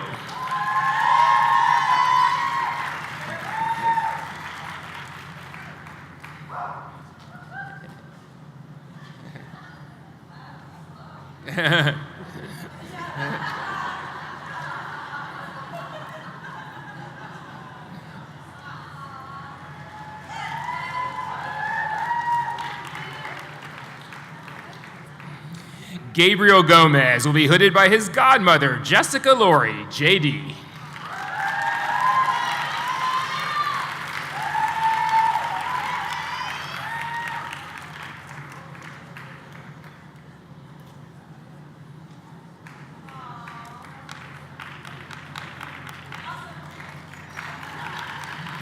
Scott Michael Goodwin will be hooded by Martine Noni, MD.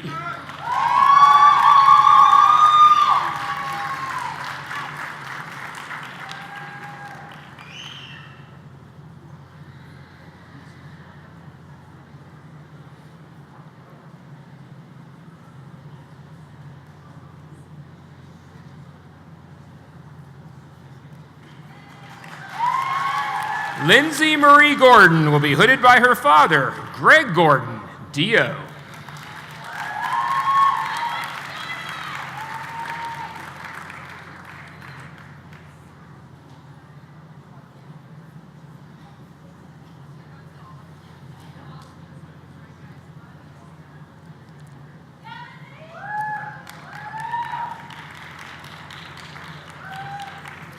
Ryan Griffith will be hooded by his father, Gregory Griffith, OD, and his brother, Matthew Griffith, MD.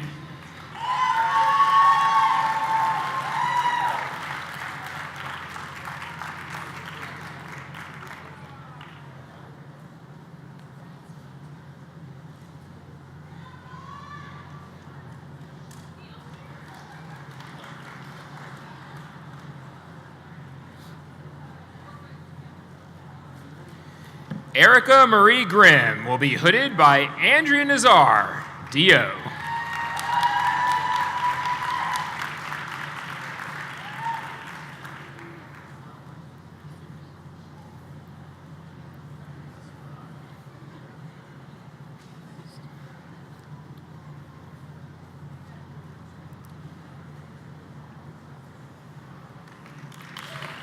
Mustafa Hafid will be hooded by his brother, Abdullah Hafid, ND.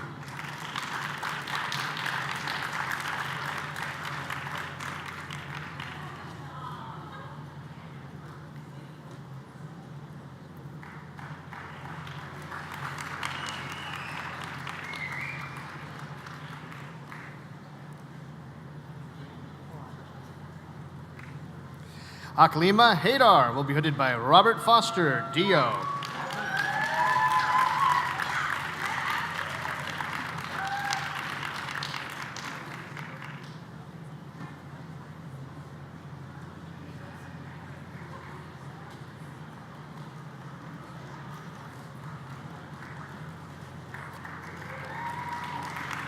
Lucas Hamrick will be hooded by Mark Tumshow, MD.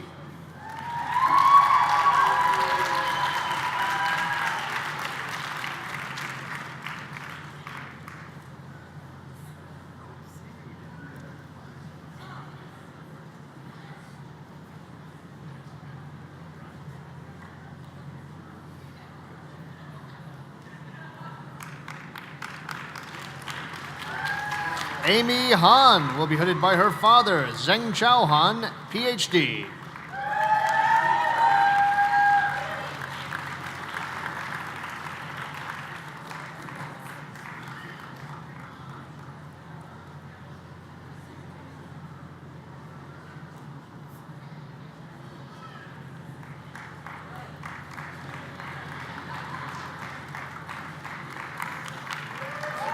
Christine Jackson Hart will be hooded by her father-in-law, Everett T. Hart, MD.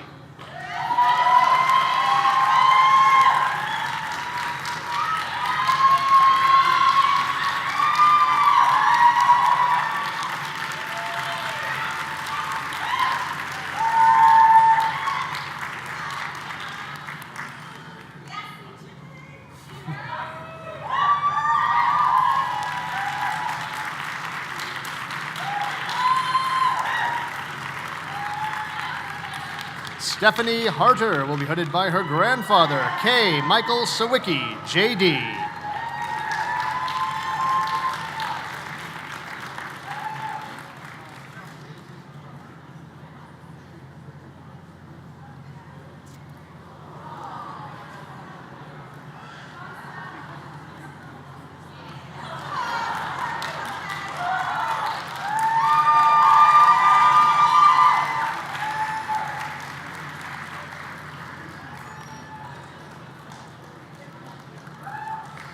Ahmed Hasabelnabi will be hooded by his parents, Amal Saeed, PhD, and Hassan Hasabelnabi, PhD.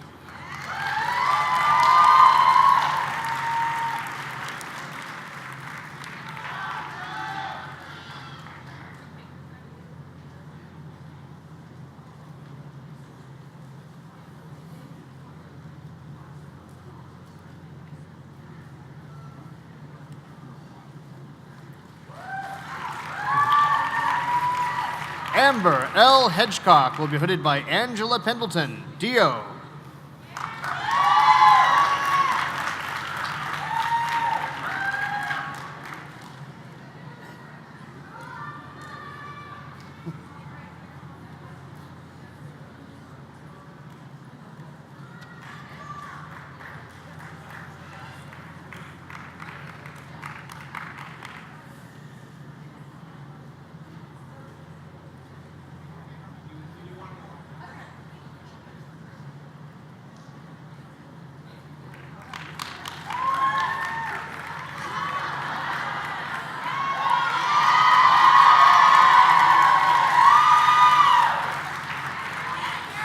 Jerry Henderson will be hooded by Robert Foster, DO.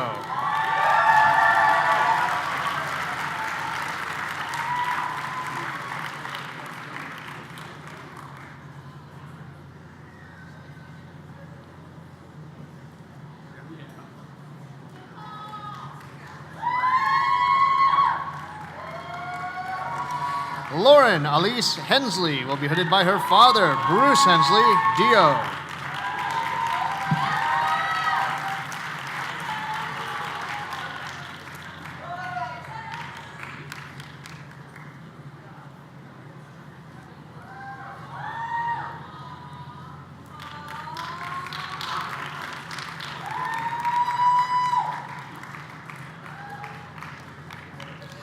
Heidi Elaine Henson will be hooded by Terrence Triplett, MD.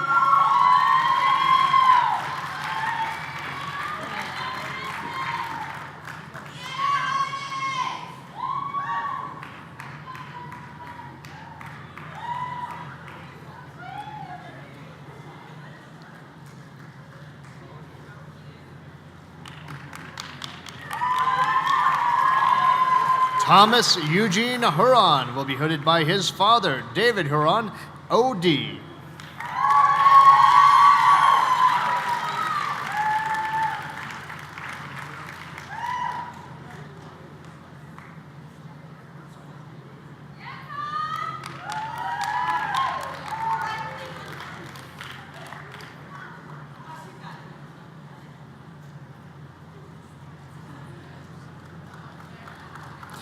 Zachary Higginbotham will be hooded by Robert Foster, DO.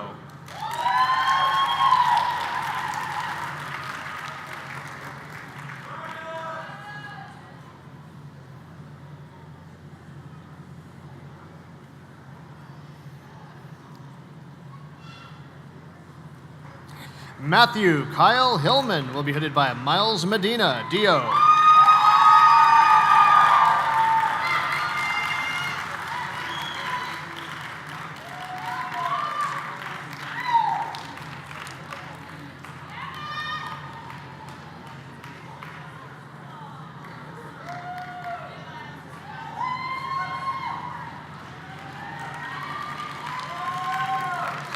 Taylor Neil Hockman will be hooded by Joe Cincinnati, DO.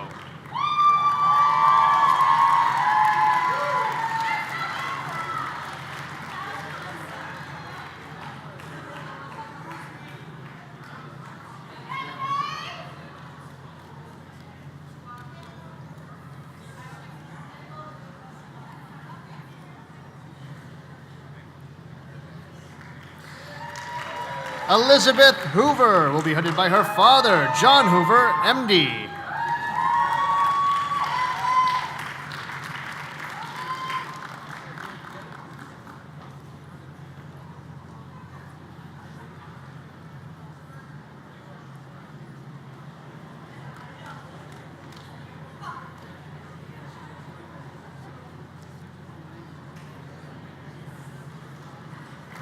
Tiffany Hubman will be hooded by William Boyd, DO, and Jamie Dilly, DO.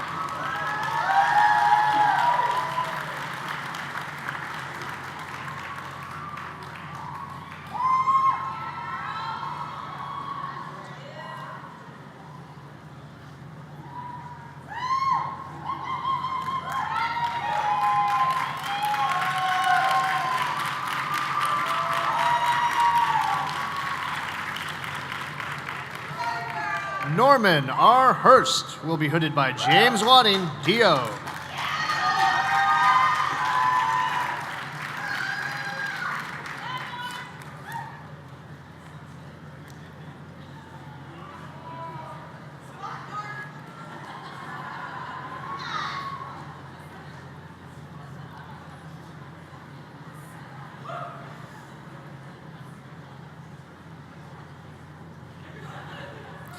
Afzal Hussein will be hooded by George Boxwell, DO.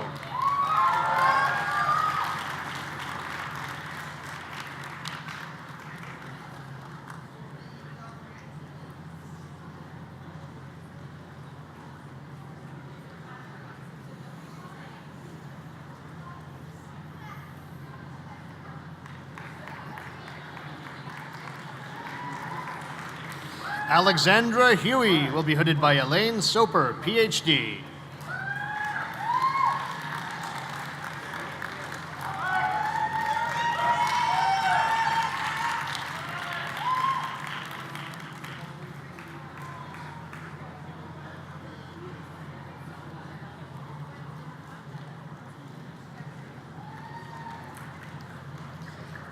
Soha Iqbal will be hooded by her husband, Haris Sheikh, DO, and her mother, Wahida Iqbal, MD.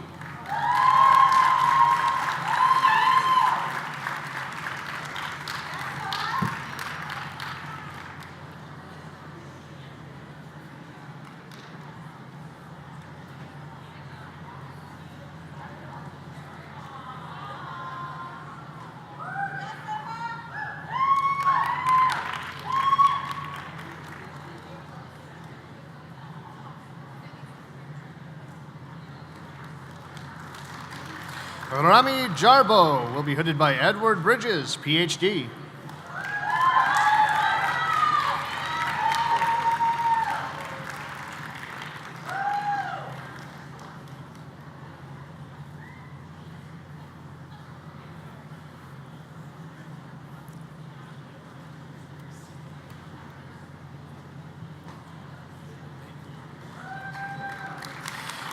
Kirsten Lee Joseph will be hooded by Kathy Daly, DO.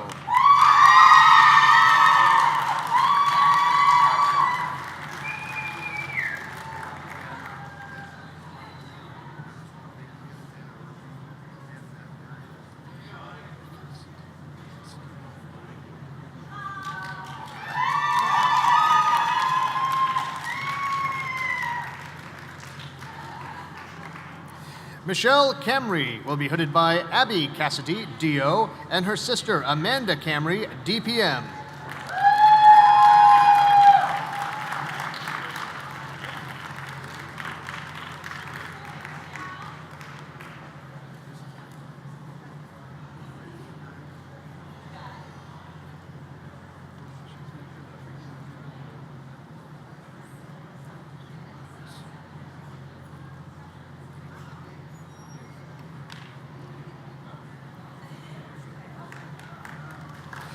Harsha Khannan will be hooded by his fiancée, Sonal Parikh, MD, and his uncle, R.S. Ramabhadran, MD.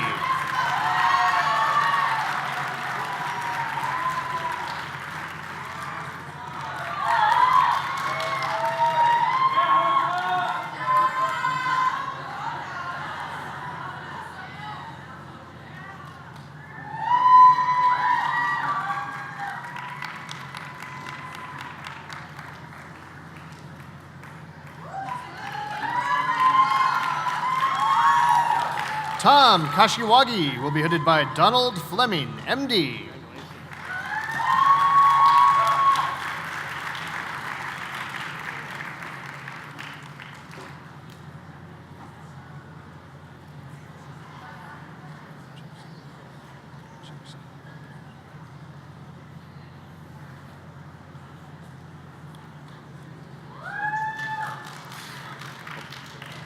Luba Alexandra Katz will be hooded by her father, Alexander Krichevsky, MD.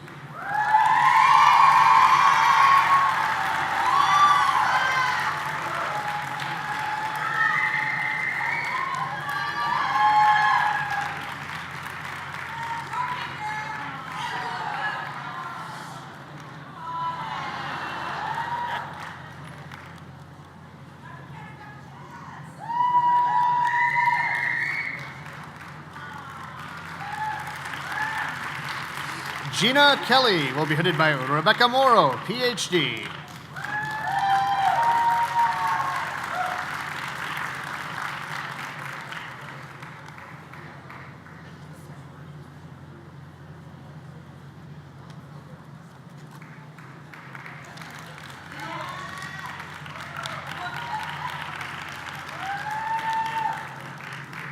Deepak Kasani will be hooded by his father, Mohan Kasani, MD.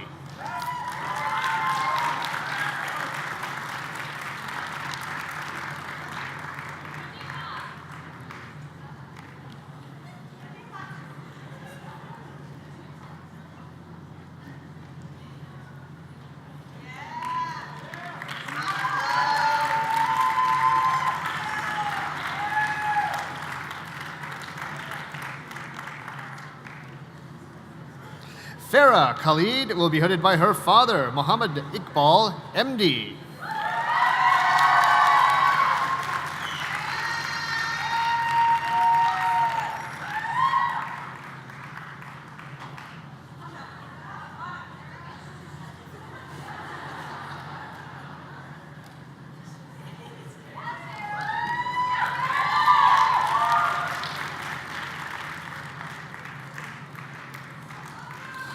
Mark Corey will be headed by James Wadding, DO.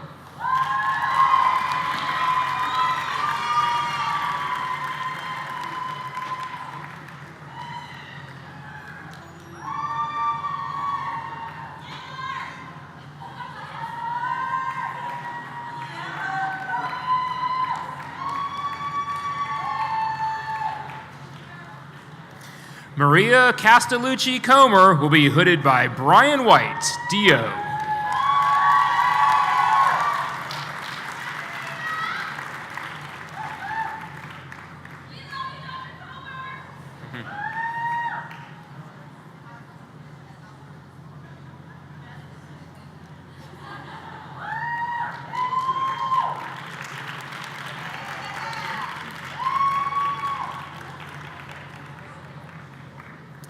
Christopher Labuda will be hooded by his father, Joseph M. Labuda II, MD.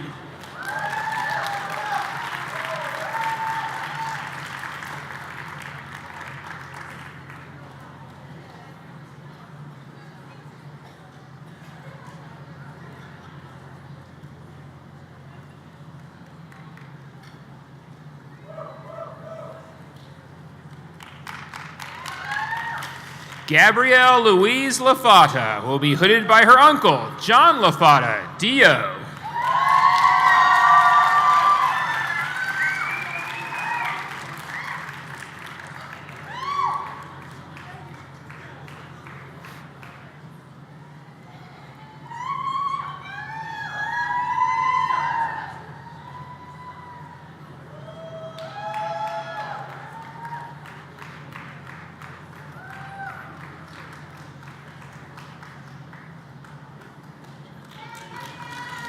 Brian Robert Lehman will be hooded by Jocelyn Mann, Dio.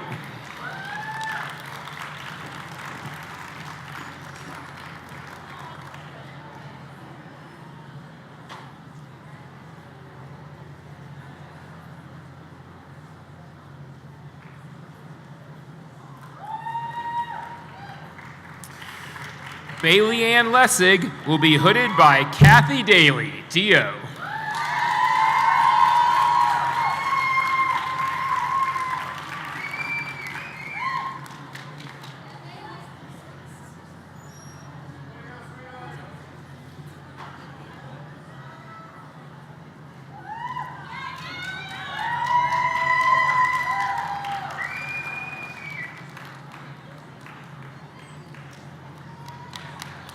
Christina Maureen Lim will be hooded by her brother, Jeffrey Lim, Dio.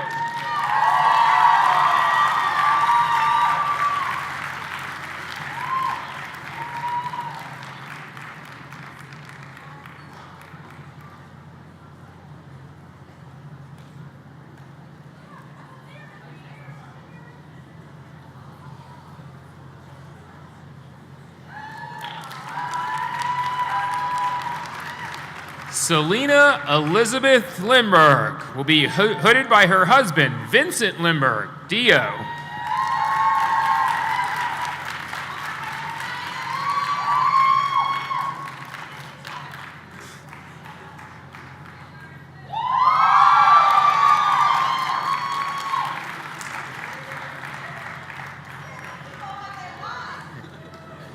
Stephen Lindsay will be hooded by James Wadding, Dio.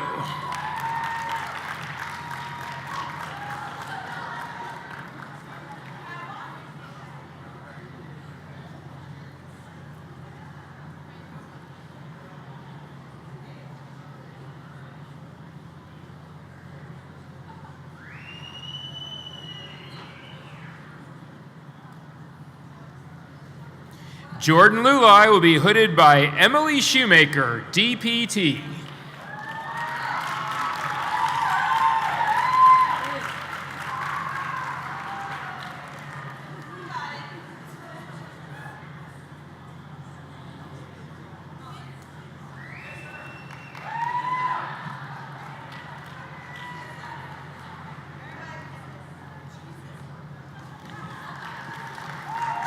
Amanda Lee will be hooded by Miles Medina, Dio.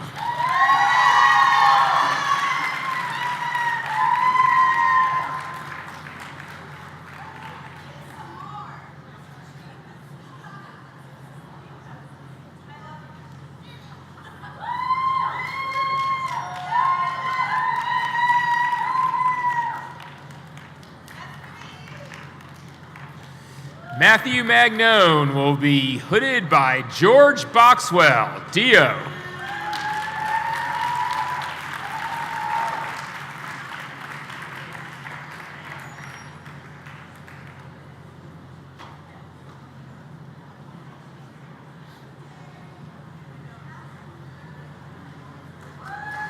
Alexandra Collado Maldonado will be hooded by Lori Tucker, Dio.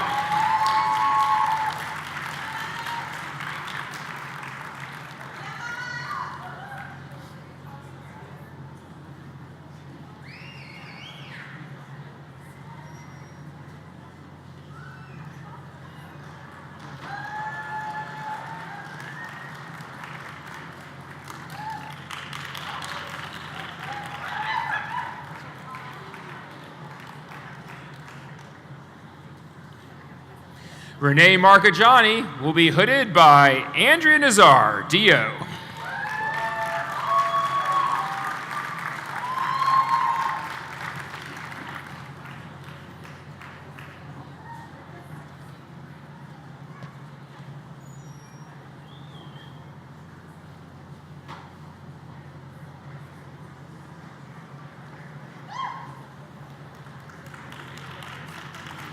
Liridin Marcoux will be hooded by Alexander Nagy, MD.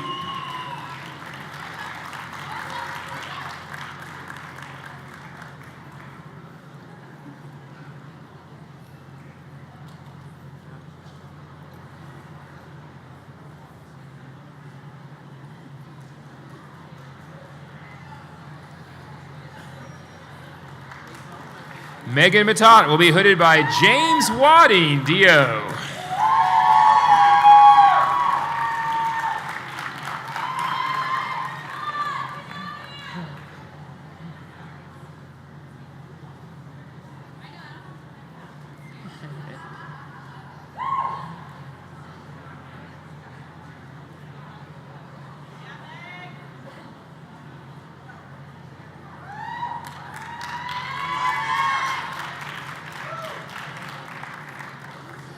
Lauren Mayle will be hooded by her father, Mark Mayle, MD, and her stepmother, Amanda Sherman, DO.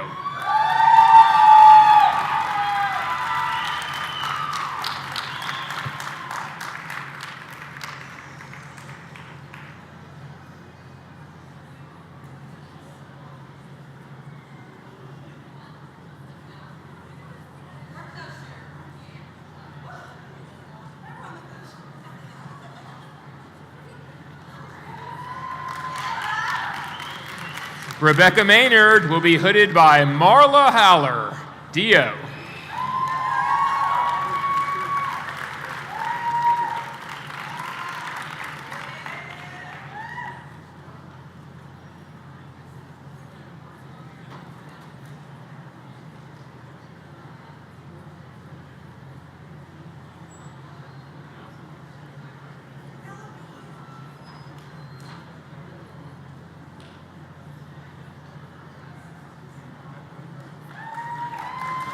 Elizabeth Mazeska will be hooded by Robert Foster, DO.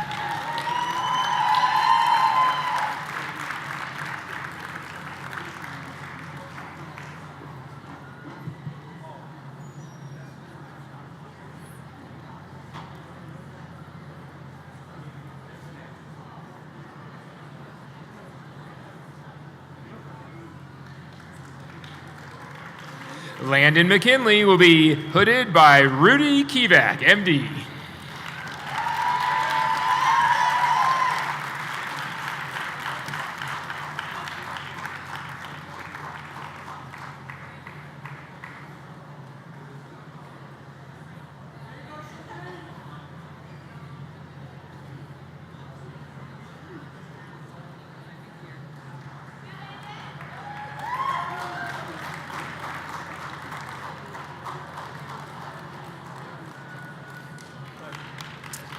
Erin Shannon McMahon will be hooded by Andrea Nazar, DO.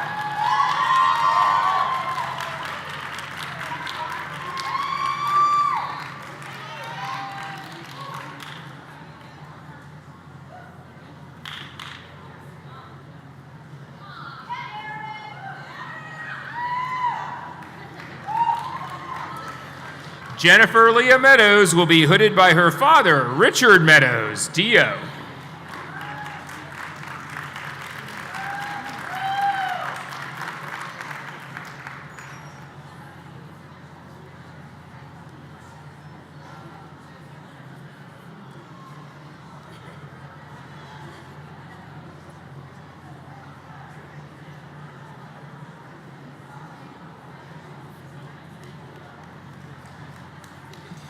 Anna Miola will be hooded by Dwight Bundy, DO.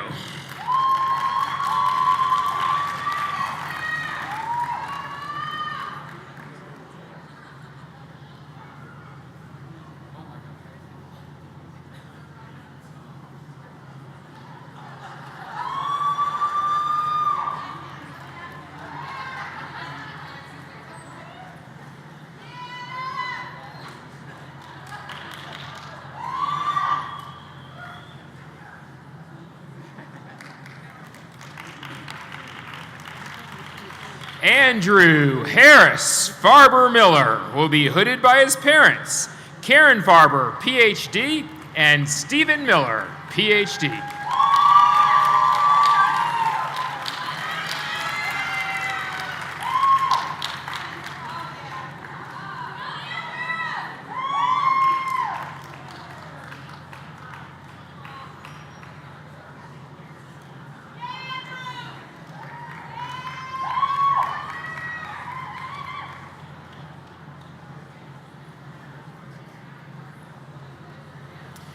Jacob Minor will be hooded by Art Rubin, DO.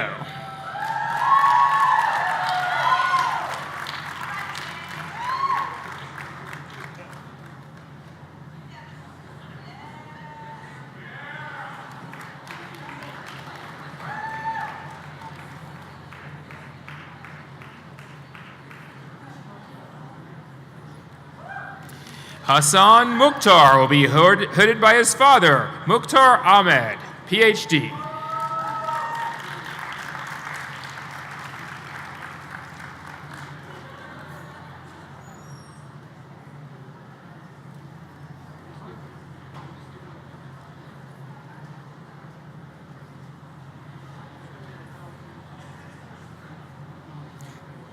Brandon Murphy will be hooded by Art Rubin, DO.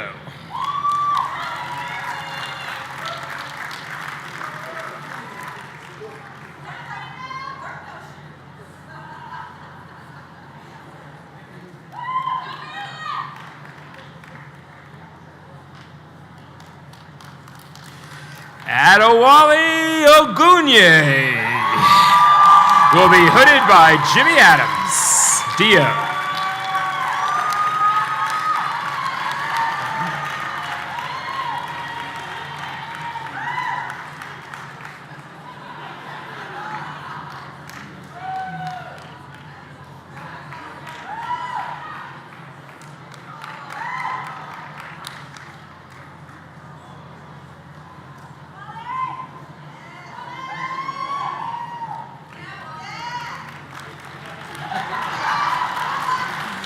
Nathaniel Olinger will be hooded by Lisa Rutke, DO.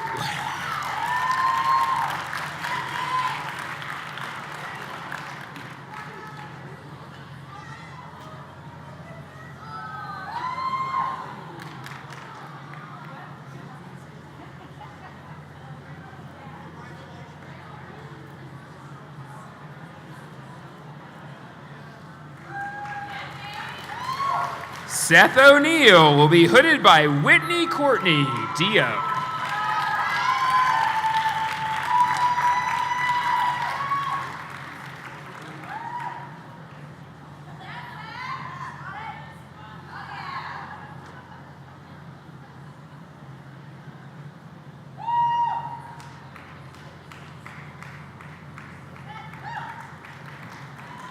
Megan O'Rourke will be hooded by Andrew Nazar, DO, and Gretchen Lovett, PhD.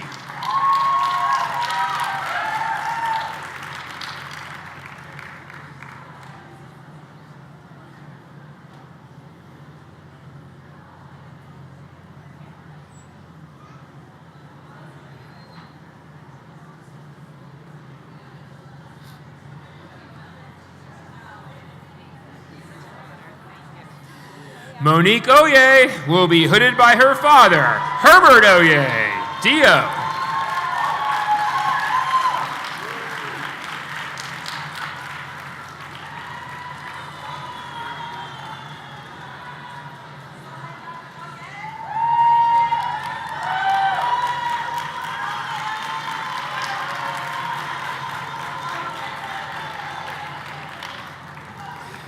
Rachel Eden Lee Brame Palmer will be hooded by her father, Michael Brame, JD.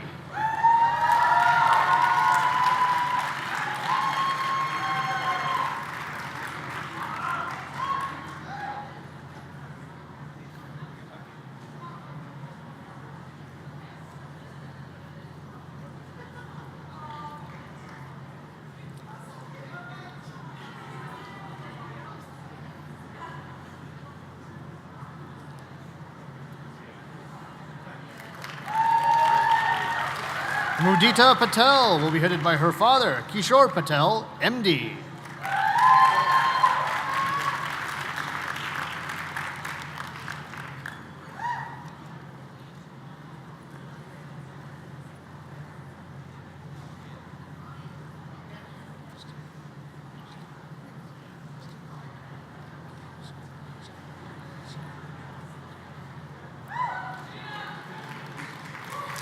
Sylvia Justina Palowska will be hooded by her father, Peter Palowski, MD.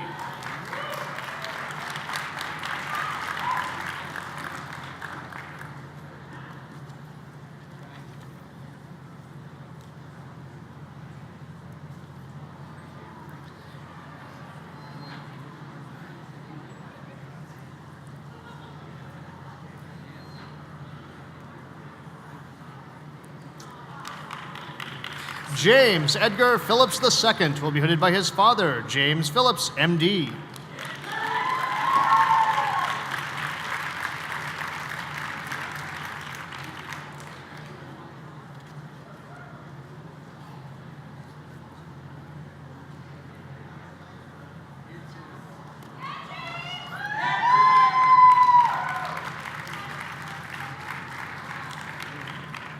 Brianne Poling will be hooded by her father, Gary Poling, DO.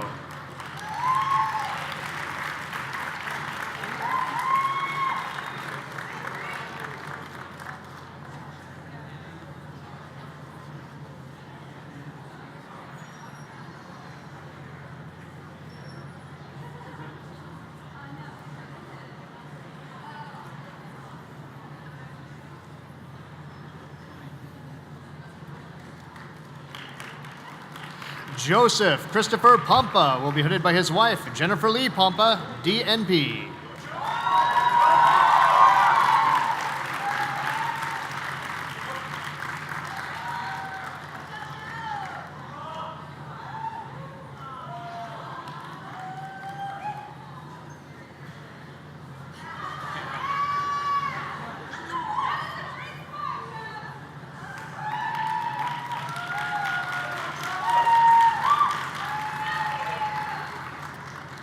Benjamin Pop will be hooded by Lisa Hutke, DO.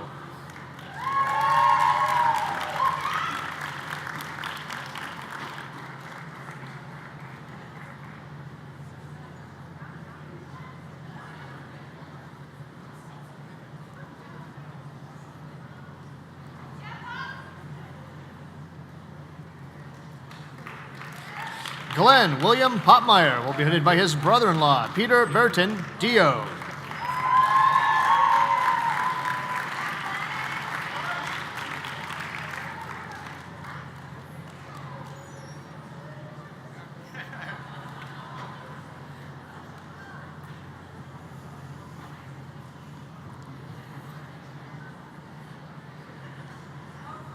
Randy Lee Province will be hooded by her mother, Betsy Radcliffe, PhD.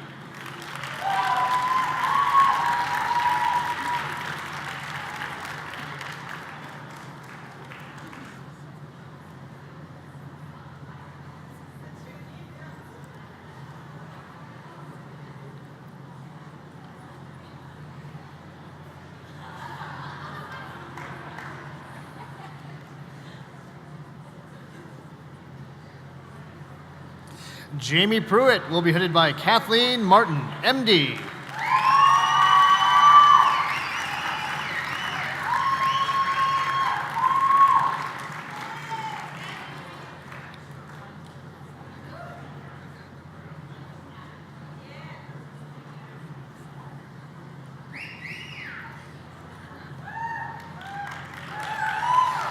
Sean Robert Regani will be hooded by Andrea Nazar, DO, and David Leach, DO.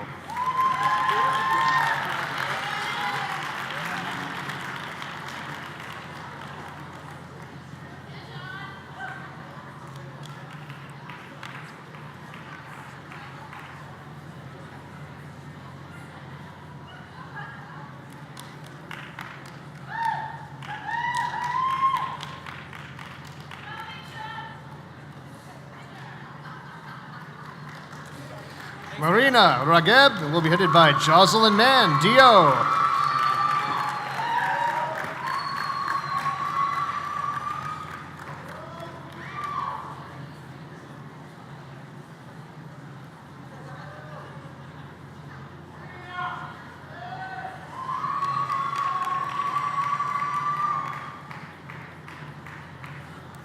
Pooja Rana will be headed by her sister, Paluk Rana, OD.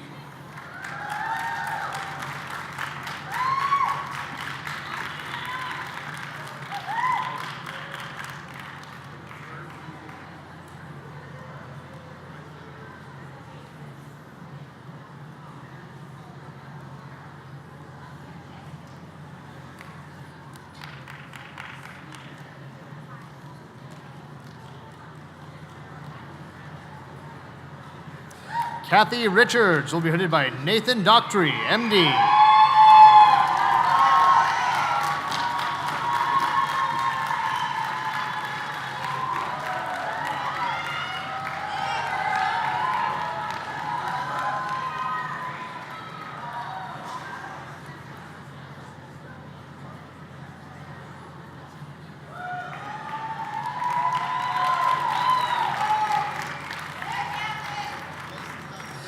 Pita Gay Ricketts will be hooded by Andrea Nazar, Dio.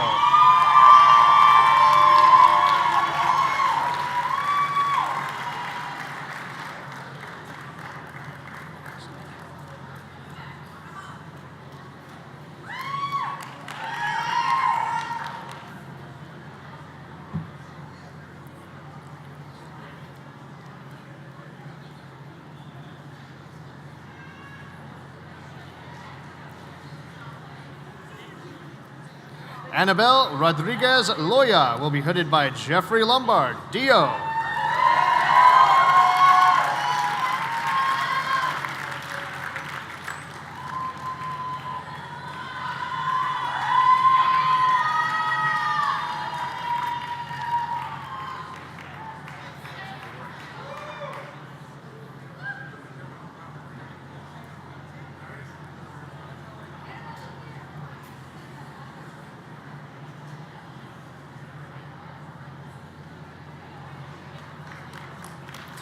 Denver Rogala will be hooded by Jimmy Adams, Dio.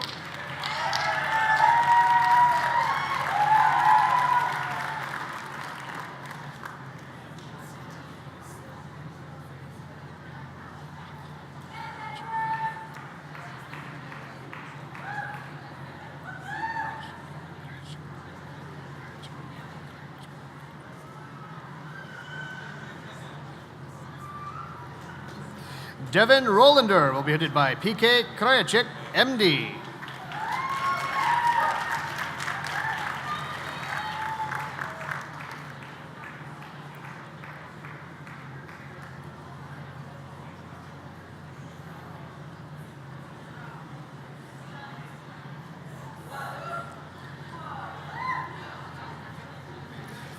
Andrew Ross will be hooded by Marla Holler, Dio.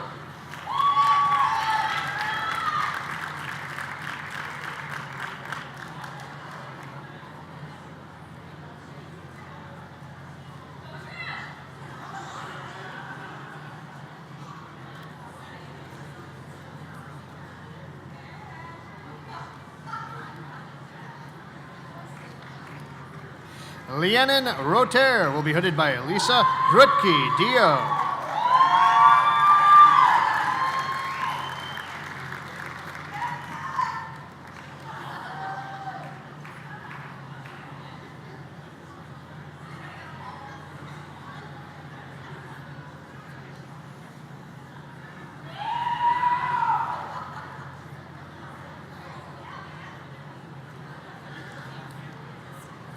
John Ruberg will be hooded by his mother, Lori Ruberg, PhD.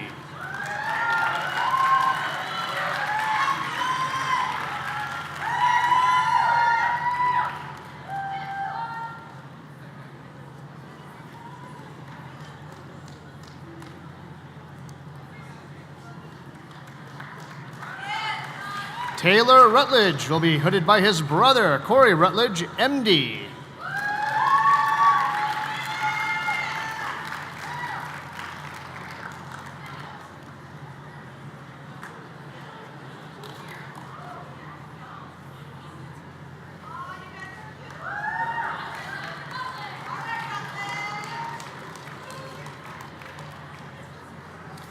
Jennifer Satar will be hooded by Patricia Canfield, MD.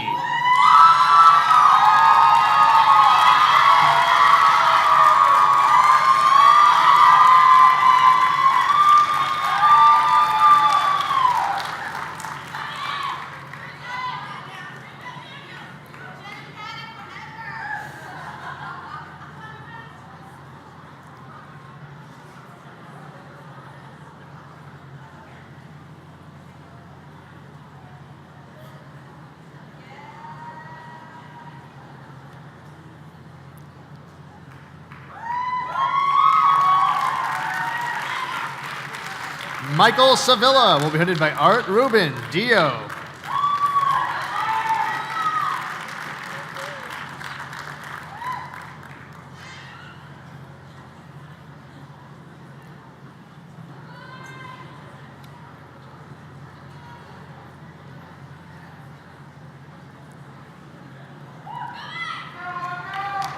Morgan Scarpolini will be hooded by Dwight Bundy, DO.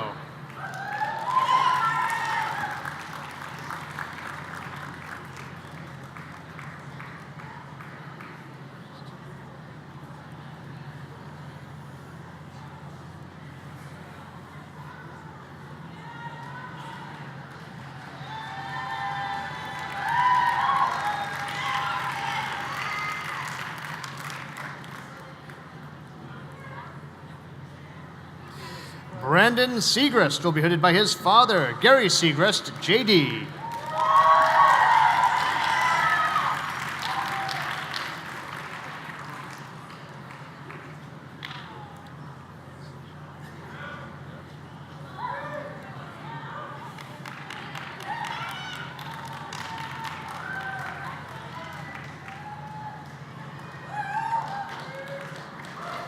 Nandini Seshan will be hooded by her mother, Surya Seshan, MD.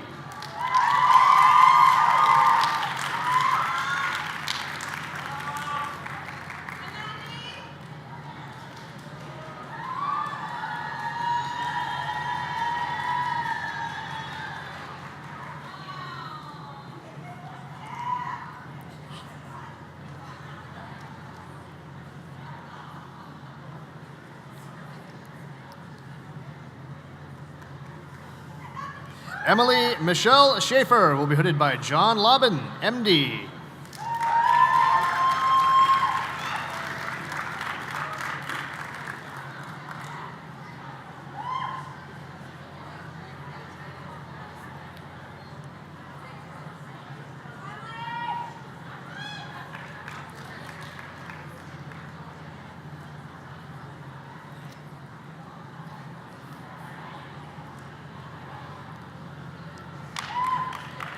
Ayush Shah will be hooded by Megan Dutcher, DO.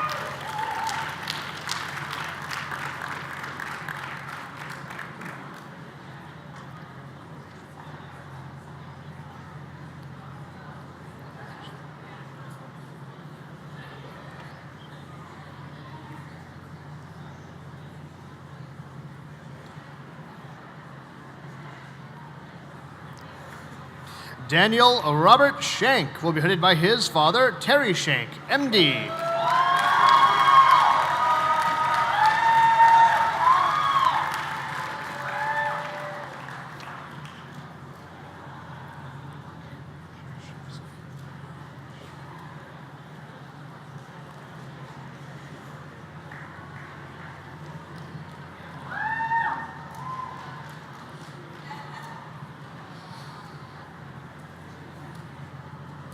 Victoria Shershevsky will be hooded by her parents, Alexei Shershevsky, MD, and Tatiana Shershevsky, MD.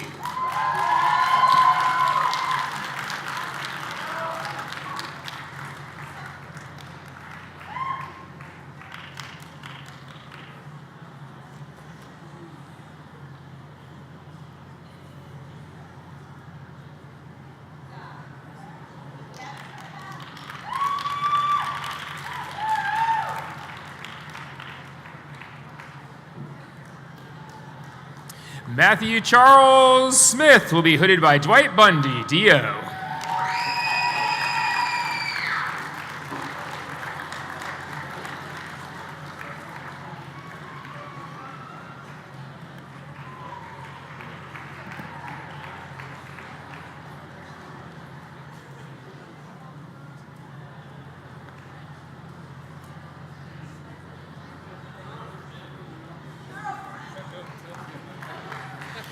Samantha Aaliyah Smith will be hooded by her parents, Rodney Smith, EDD, and Christina Ramirez Smith, EDD.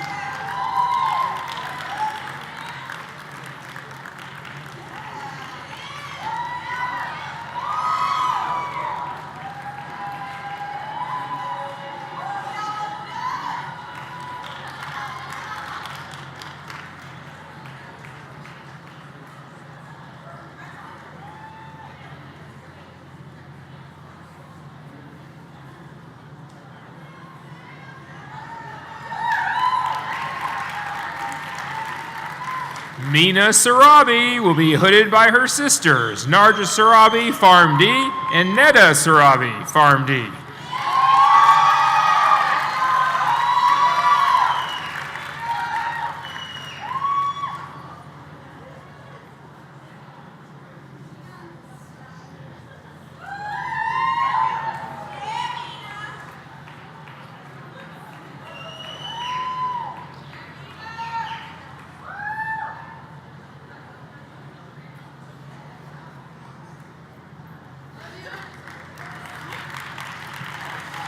Dustin Spencer will be hooded by Jocelyn Mann, Dio.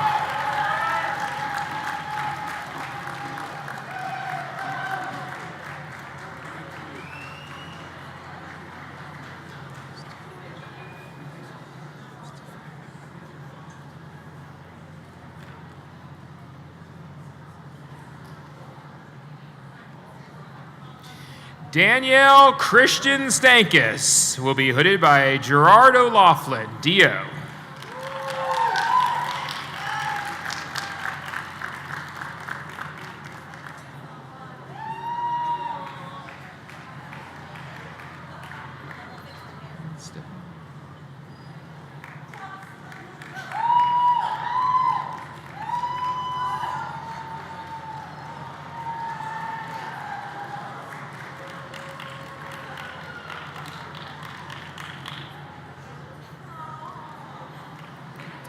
Steven Stefano will be hooded by Art Rubin, Dio.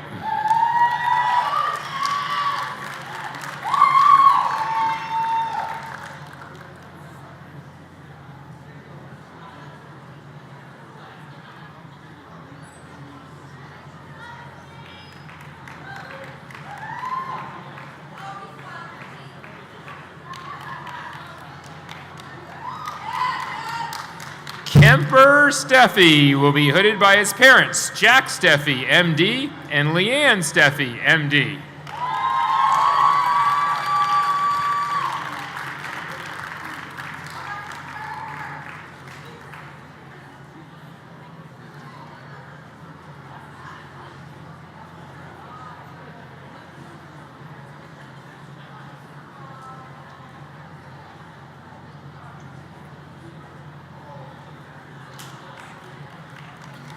Sarah Stewart will be hooded by William Faltermeyer, Dio.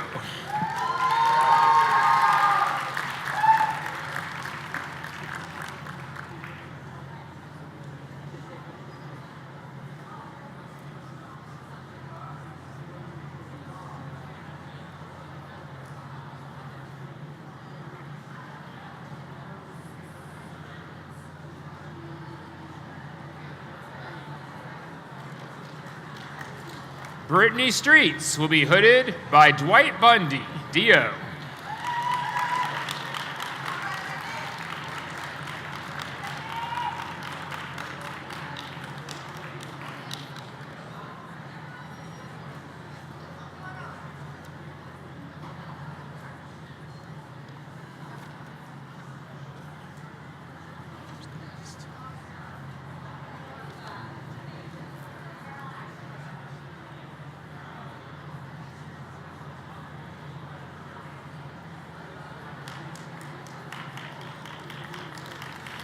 Ross Siegel Tanner will be hooded by his brother, Robert Tanzer, Dio.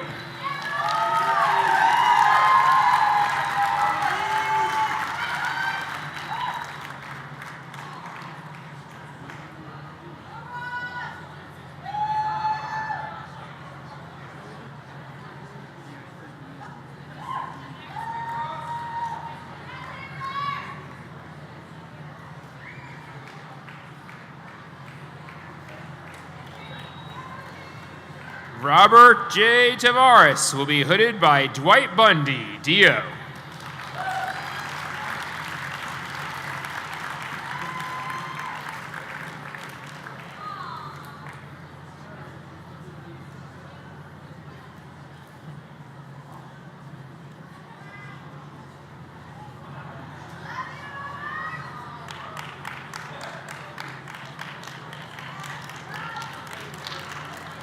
And Lauren Taylor will be hooded by her father, Frederick Taylor, MD.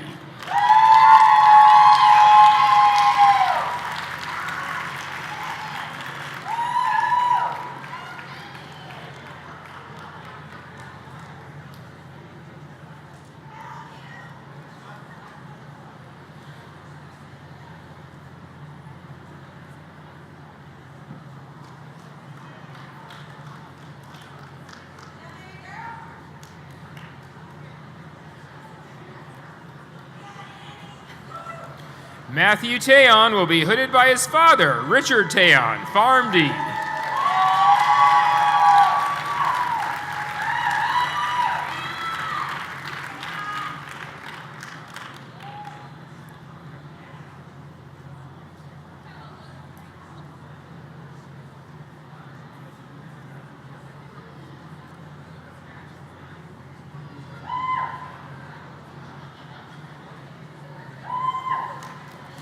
William Cyrus Thompson III will be hooded by his father, William Thompson II, DO, and his uncle, Jerry Like, DO.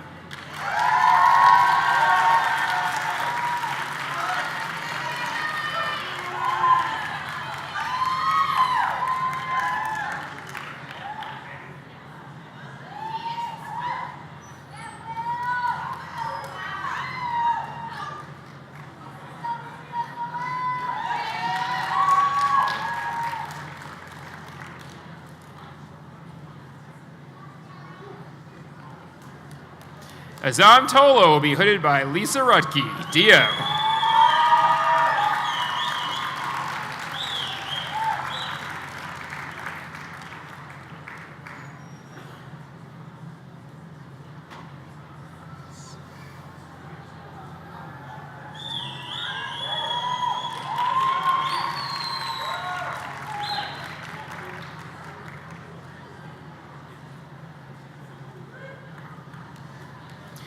Tammy Tang Turner will be hooded by Stephen Booty, MD.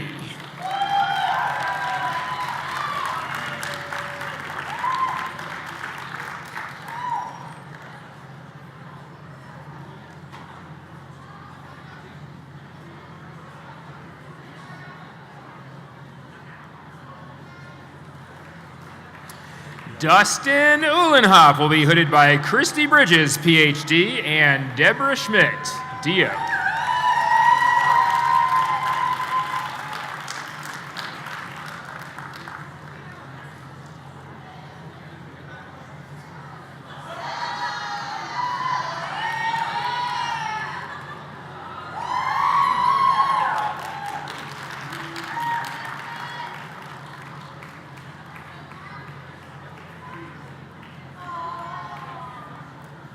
Melinda Vassar will be hooded by her father, Donald Vassar, MD.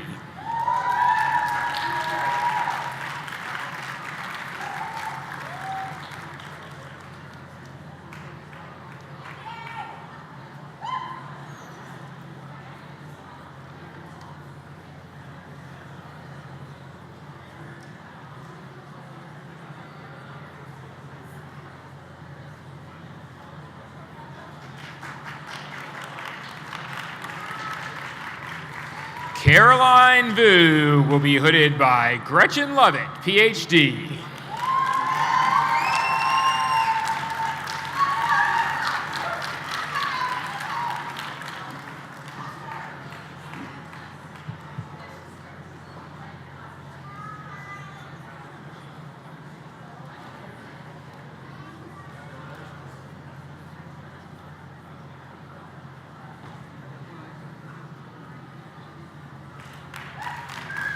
Lauren Wackerman will be hooded by Tyler Harkle Road, DO.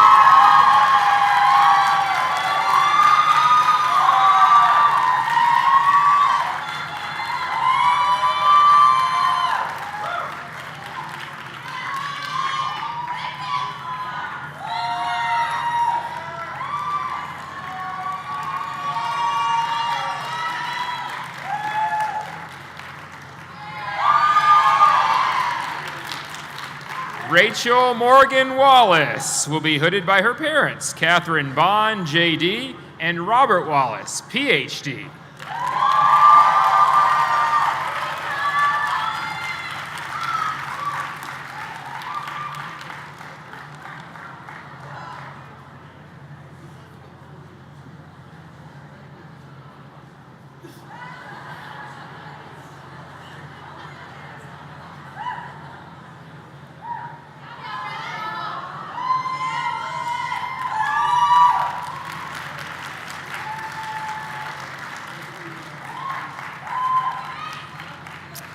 Taylor Webb will be hooded by Jimmy Adams, Dio.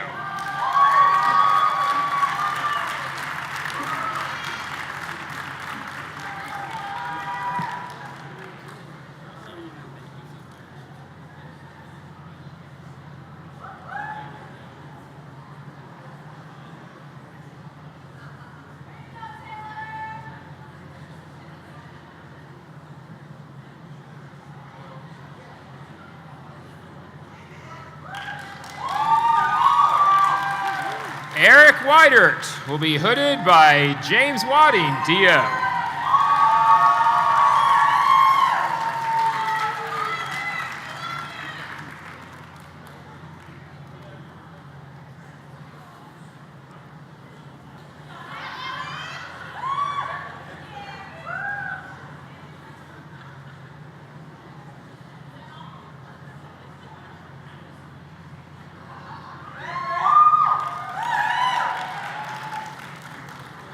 Rachel Weigel will be hooded by James Wadding, Dio.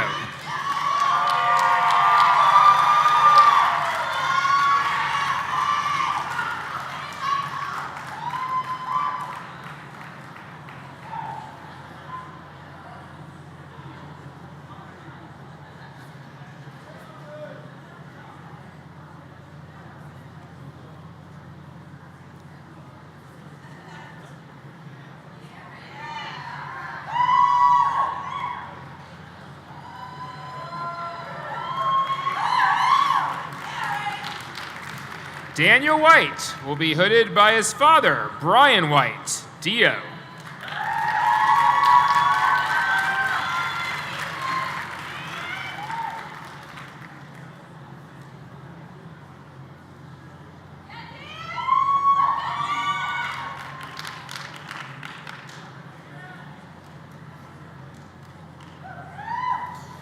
Elizabeth Nicole White will be hooded by her husband, Derek White, Dio.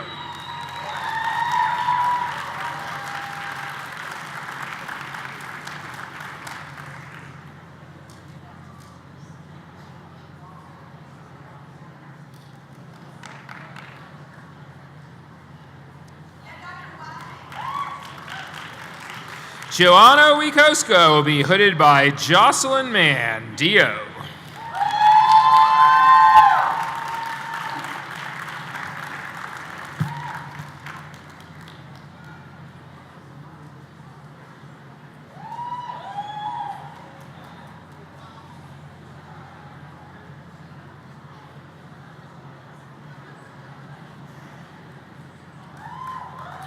Megan Wilson will be hooded by Dwight Bundy, Dio.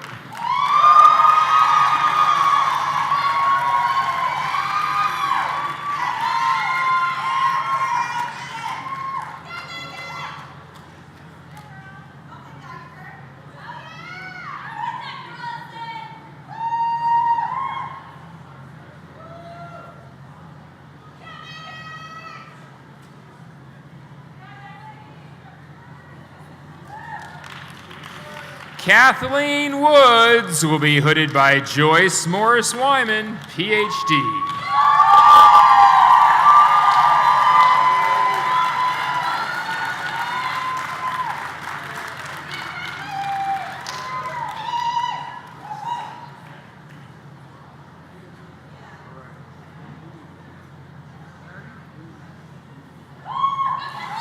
Ara H. Yardumian will be hooded by his father, Haig Yardumian, Dio.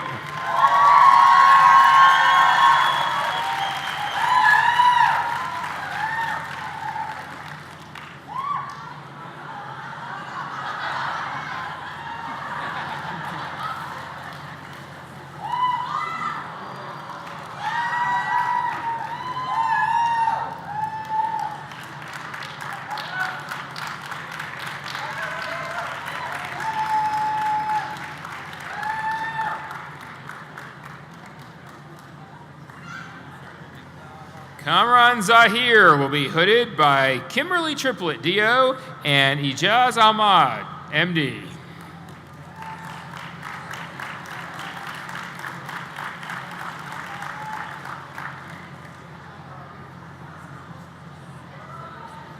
Skip Zagorski. All right. Good job.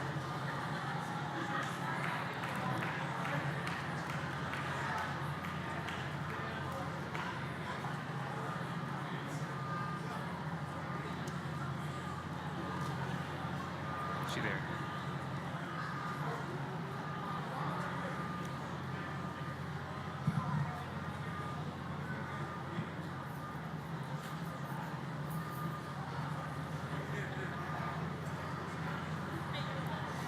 Emily Ruth Zagorski will be hooded by Dwight Bundy, DO.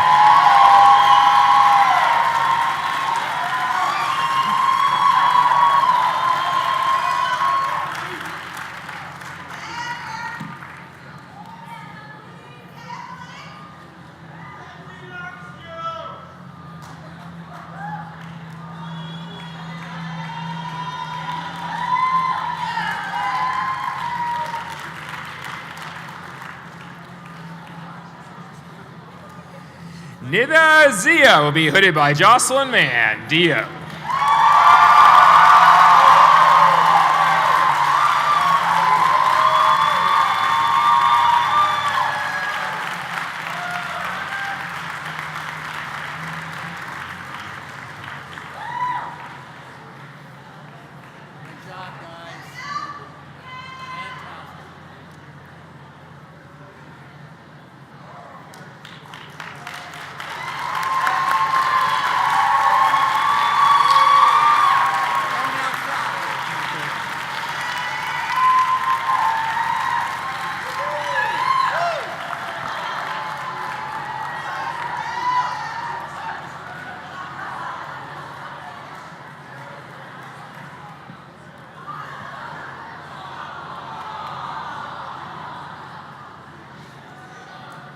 All right.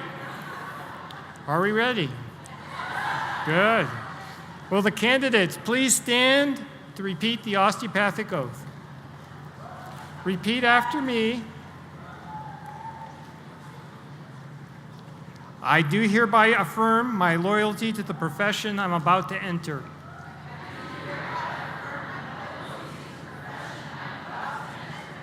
I will be mindful always of my great responsibility to preserve the health and life of my patients.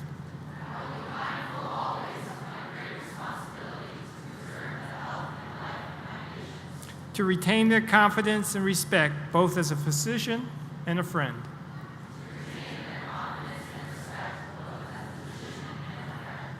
Who will guard their secrets with scrupulous honor and fidelity. To perform faithfully my professional duties. To employ only those recognized methods of treatment consistent with good judgment and my skills and ability. Keeping in mind always nature's laws and the body's inherent capacity for recovery.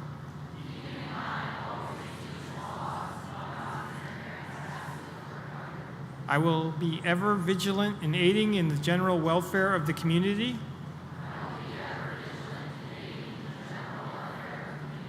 Sustaining its laws and institutions.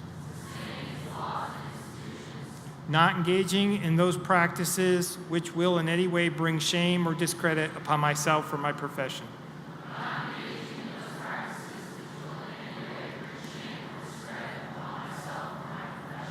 I will give no drugs for deadly purposes to any person, though it be asked of me.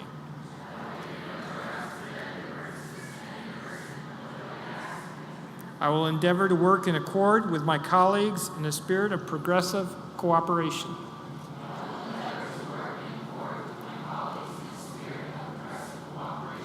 And never by word or act cast imputations upon them or the rightful practices.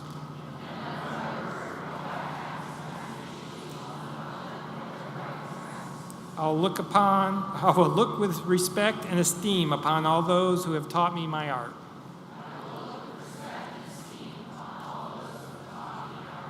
To my college, I will be loyal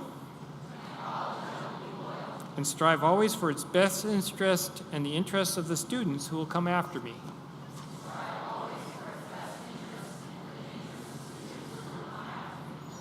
I will be ever alert to further the application of the basic biologic truths to the healing arts.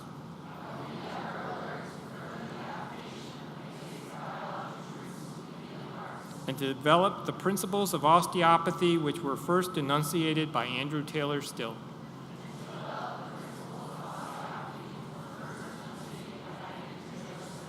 Graduates of the class of 2018, you may now move your tassels to the left.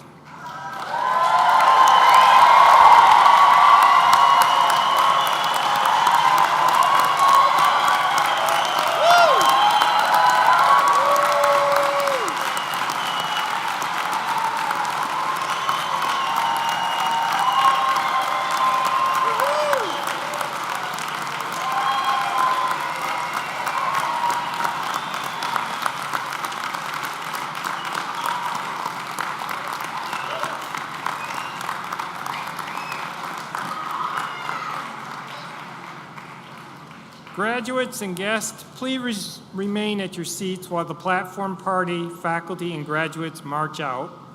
Graduates will gather to my right in front of the clock tower over this direction for the traditional hat toss. Family and friends are invited to join WVSO family in this time-honored tradition. And immediately afterwards, all of our guests are invited to join us at the receptions at the Roland P. Sharp Alumni Center and on the second floor of the Student Center. We hope that you'll also tour the campus. The buildings and bookstore will be open for touring most of the afternoon. Maestro, strike up the band.